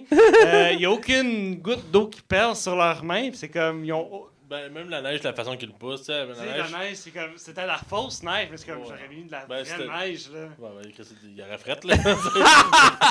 Non, mais tu sais, c'est parce que tu reconnais de la neige, quand tu pousses sur la neige, ça s'empile. Là, c'est juste comme... C'est comme si c'était de la mousse, là. La mousse. Ouais. Ça aussi, ça, je l'avais trouvé mal fait, effectivement. Je vais laisser Max parler vers la fin. Là, parle-moi des... Ben, je pense qu'on peut lancer le combat final. Ben, je vais faire un lien, puis après ça, on va aller à la finale. Écoute, on n'a pas parlé de la scène de course-poursuite. Je comprends même pas qu'on n'ait pas parlé. Je l'ai mentionné, mais oui. Ouais, c'est ça, tu l'as dit brièvement, par exemple. Écoute, c'est une scène qui est vraiment... Ça faisait du bien, là, parce que le film manquait un peu de rythme à ce niveau-là. Puis justement, cette scène-là où que Black Panther va alterner de voiture en voiture et qui va beaucoup jouer sur son costume, qui fait que lui, vu qu'il ressent les balles, tu sais, il va être capable de repousser ça. Je trouve que ça amène des super belles scènes, surtout sur le pont, quand il se cache entre le tuyau. Puis il réussit à éclater la voiture grâce à aux balles qu'il a mangées. Ça, pour vrai, je trouve ça super cool. Puis même la poursuite que la sœur conduit justement la voiture, où t'as les deux femmes justement qui conduisent, puis après le char fait juste exploser. Elle lance sa lance à un moment donné pour bloquer le char. Elle avance avec le capot, puis l'autre est dans son banc, puis elle comprend pas ce qui se passe. Ça amène des belles scènes. Sinon, pour la fin, Petite mention, juste... je sais pas si vous avez remarqué, c'était des Lexus qui conduisaient. Puis Ah, là, c'est je vois, ok. parce qu'avant le film, ils ont fait des pubs de Lexus avec les personnages, avec les acteurs qui jouaient dans Black Panther. C'était Ah. comme une pub pour le film et pour l'auto. C'est pour ça que dans la course-poursuite, c'est des Lexus qui ont... J'avais vu le lien parce que j'avais vu les pubs avant. Puis c'est aussi parce que dans les nouvelles Lexus, il y a un système, je pense, automatisé que tu peux conduire. GPS automatisé, fait que c'était pour faire le lien aussi parce que dans le film, la fille, elle conduit à distance. Donc c'est comme automatisé. Donc c'est pour faire le lien avec ça aussi. Là. Donc vas-y, Max. Et puis Michael B. Jordan, là-dedans, il est vraiment intense. Là, genre, il va tuer 100 fois, il tue sa blonde sans se poser de questions. Ouais. Et ça prouve que le méchant, il a vraiment des vraies intentions, puis il a vraiment un vrai but. Là. Ça, là-dessus, on n'a pas parlé vraiment, là, mais c'est un vrai méchant là, qu'on a ici. Ouais, c'est c'est- un des meilleurs méchants de Marvel, puis, entre Loki et lui. Je vois pas qui d'autre. Fait que, non, c'est ça. Fait que la fin, justement, la scène dans le train, c'est une scène de combat qui se passe à l'extérieur. Justement, ils vont finir par se battre entre eux, même, Ouais. Wakanda. Et ce qui va apporter des réflexions, ce qui est intéressant. Puis justement, là, on s'en va à la scène du train, où il y a le train qui passe, puis qui se battent. On s'en doutait que ça allait arriver parce que la bande-annonce, clairement, tu te doutais que c'était la scène finale. J'aurais aimé ça pas le voir, mais bon, que veux-tu? Puis justement, il joue avec le son, puis que le costume, il est pas capable. Mais ce que j'ai aimé de cette scène-là, c'est justement quand Black Panther réussit à poignarder dans le cœur Michael B. Jordan, puis qu'au lieu de le tuer, parce que là, tu sais, c'est rare des super-héros de Marvel tuer un personnage. Ouais. Décide de l'amener avec lui, puis de le faire regarder le coucher de soleil, parce que tout le monde disait dans le film que c'était un beau coucher de soleil Ouais. au Wakanda. Puis j'ai trouvé ça touchant, genre, puis le gars, dans le fond, décide de mourir par lui-même, parce qu'il savait que tant qu'il serait vivant, ben il serait une nuisance, puis qu'elle allait se battre jusqu'à la fin. Ouais. J'ai trouvé ça beau. Il y a une belle morale pour la bataille extérieure, parce que c'est une bataille extérieure que tout le Wakanda s'entretue. Il y a deux choses que je voulais noter. La première chose, c'est que c'est censé être un combat pour le pays. Pourtant, il y a un petit nombre de personnes qui se battent. Là. C'est un petit point négatif que j'avais vu dans la plupart des critiques que j'ai lues. Ouais, en même temps, tu commenceras pas à amener 600 personnes. Non, c'est sûr. Reste que la bataille, j'ai trouvé ça intéressant puis surprenant. Ce genre de bataille, ça me fait... je sais pas pourquoi j'ai pensé à Seigneur des Anneaux en regardant ça. Pour certains aspects, entre autres, les rhinocéros qui apparaissent puis qui font sur tout le monde, puis sont des monstres puis j'ai trouvé ça audacieux. Puis les soldats du clan de la frontière, que leur cap, c'est un bouclier, qu'ils se placent puis ça fait comme une muraille. J'aime bien le concept. Ça faisait penser à Overwatch. À quoi? Overwatch. Non, pas Overwatch. Overwatch. Le jeu? Ouais, tu peux avoir un bouclier bleu puis t'avances de même. Ça m'a fait vraiment penser à ça. Là. Ah, vois-tu? Puis j'ai aimé les chorégraphies des combats, surtout quand celle qui fait la garde du corps de la Panthère Noire décide de se rebeller contre le méchant, puis elle l'affronte avec ses gardes, puis c'est une belle chorégraphie parce que tu vois que c'est pas comme déséquilibré comme combat. Puis oui, il est super fort le méchant, mais il s'affronte, puis il doit rester, il se fait blesser, tout ça, puis le combat il est long, puis il est très bien chorégraphié. J'avais bien aimé cet aspect-là. Puis j'ai mis aussi la scène où elle arrive vers son mari, parce qu'à 2 reprises, ils mentionnent qu'ils sont ensemble, puis qu'elle fait comme là, arrête là. Puis l'autre est comme... En fait, son mari arrive avec les rhinocéros pour la charger. Pour charger, non, un autre garde d'une autre nation. Puis elle s'interpose devant. Puis le rhinocéros arrête, Ouais. laisse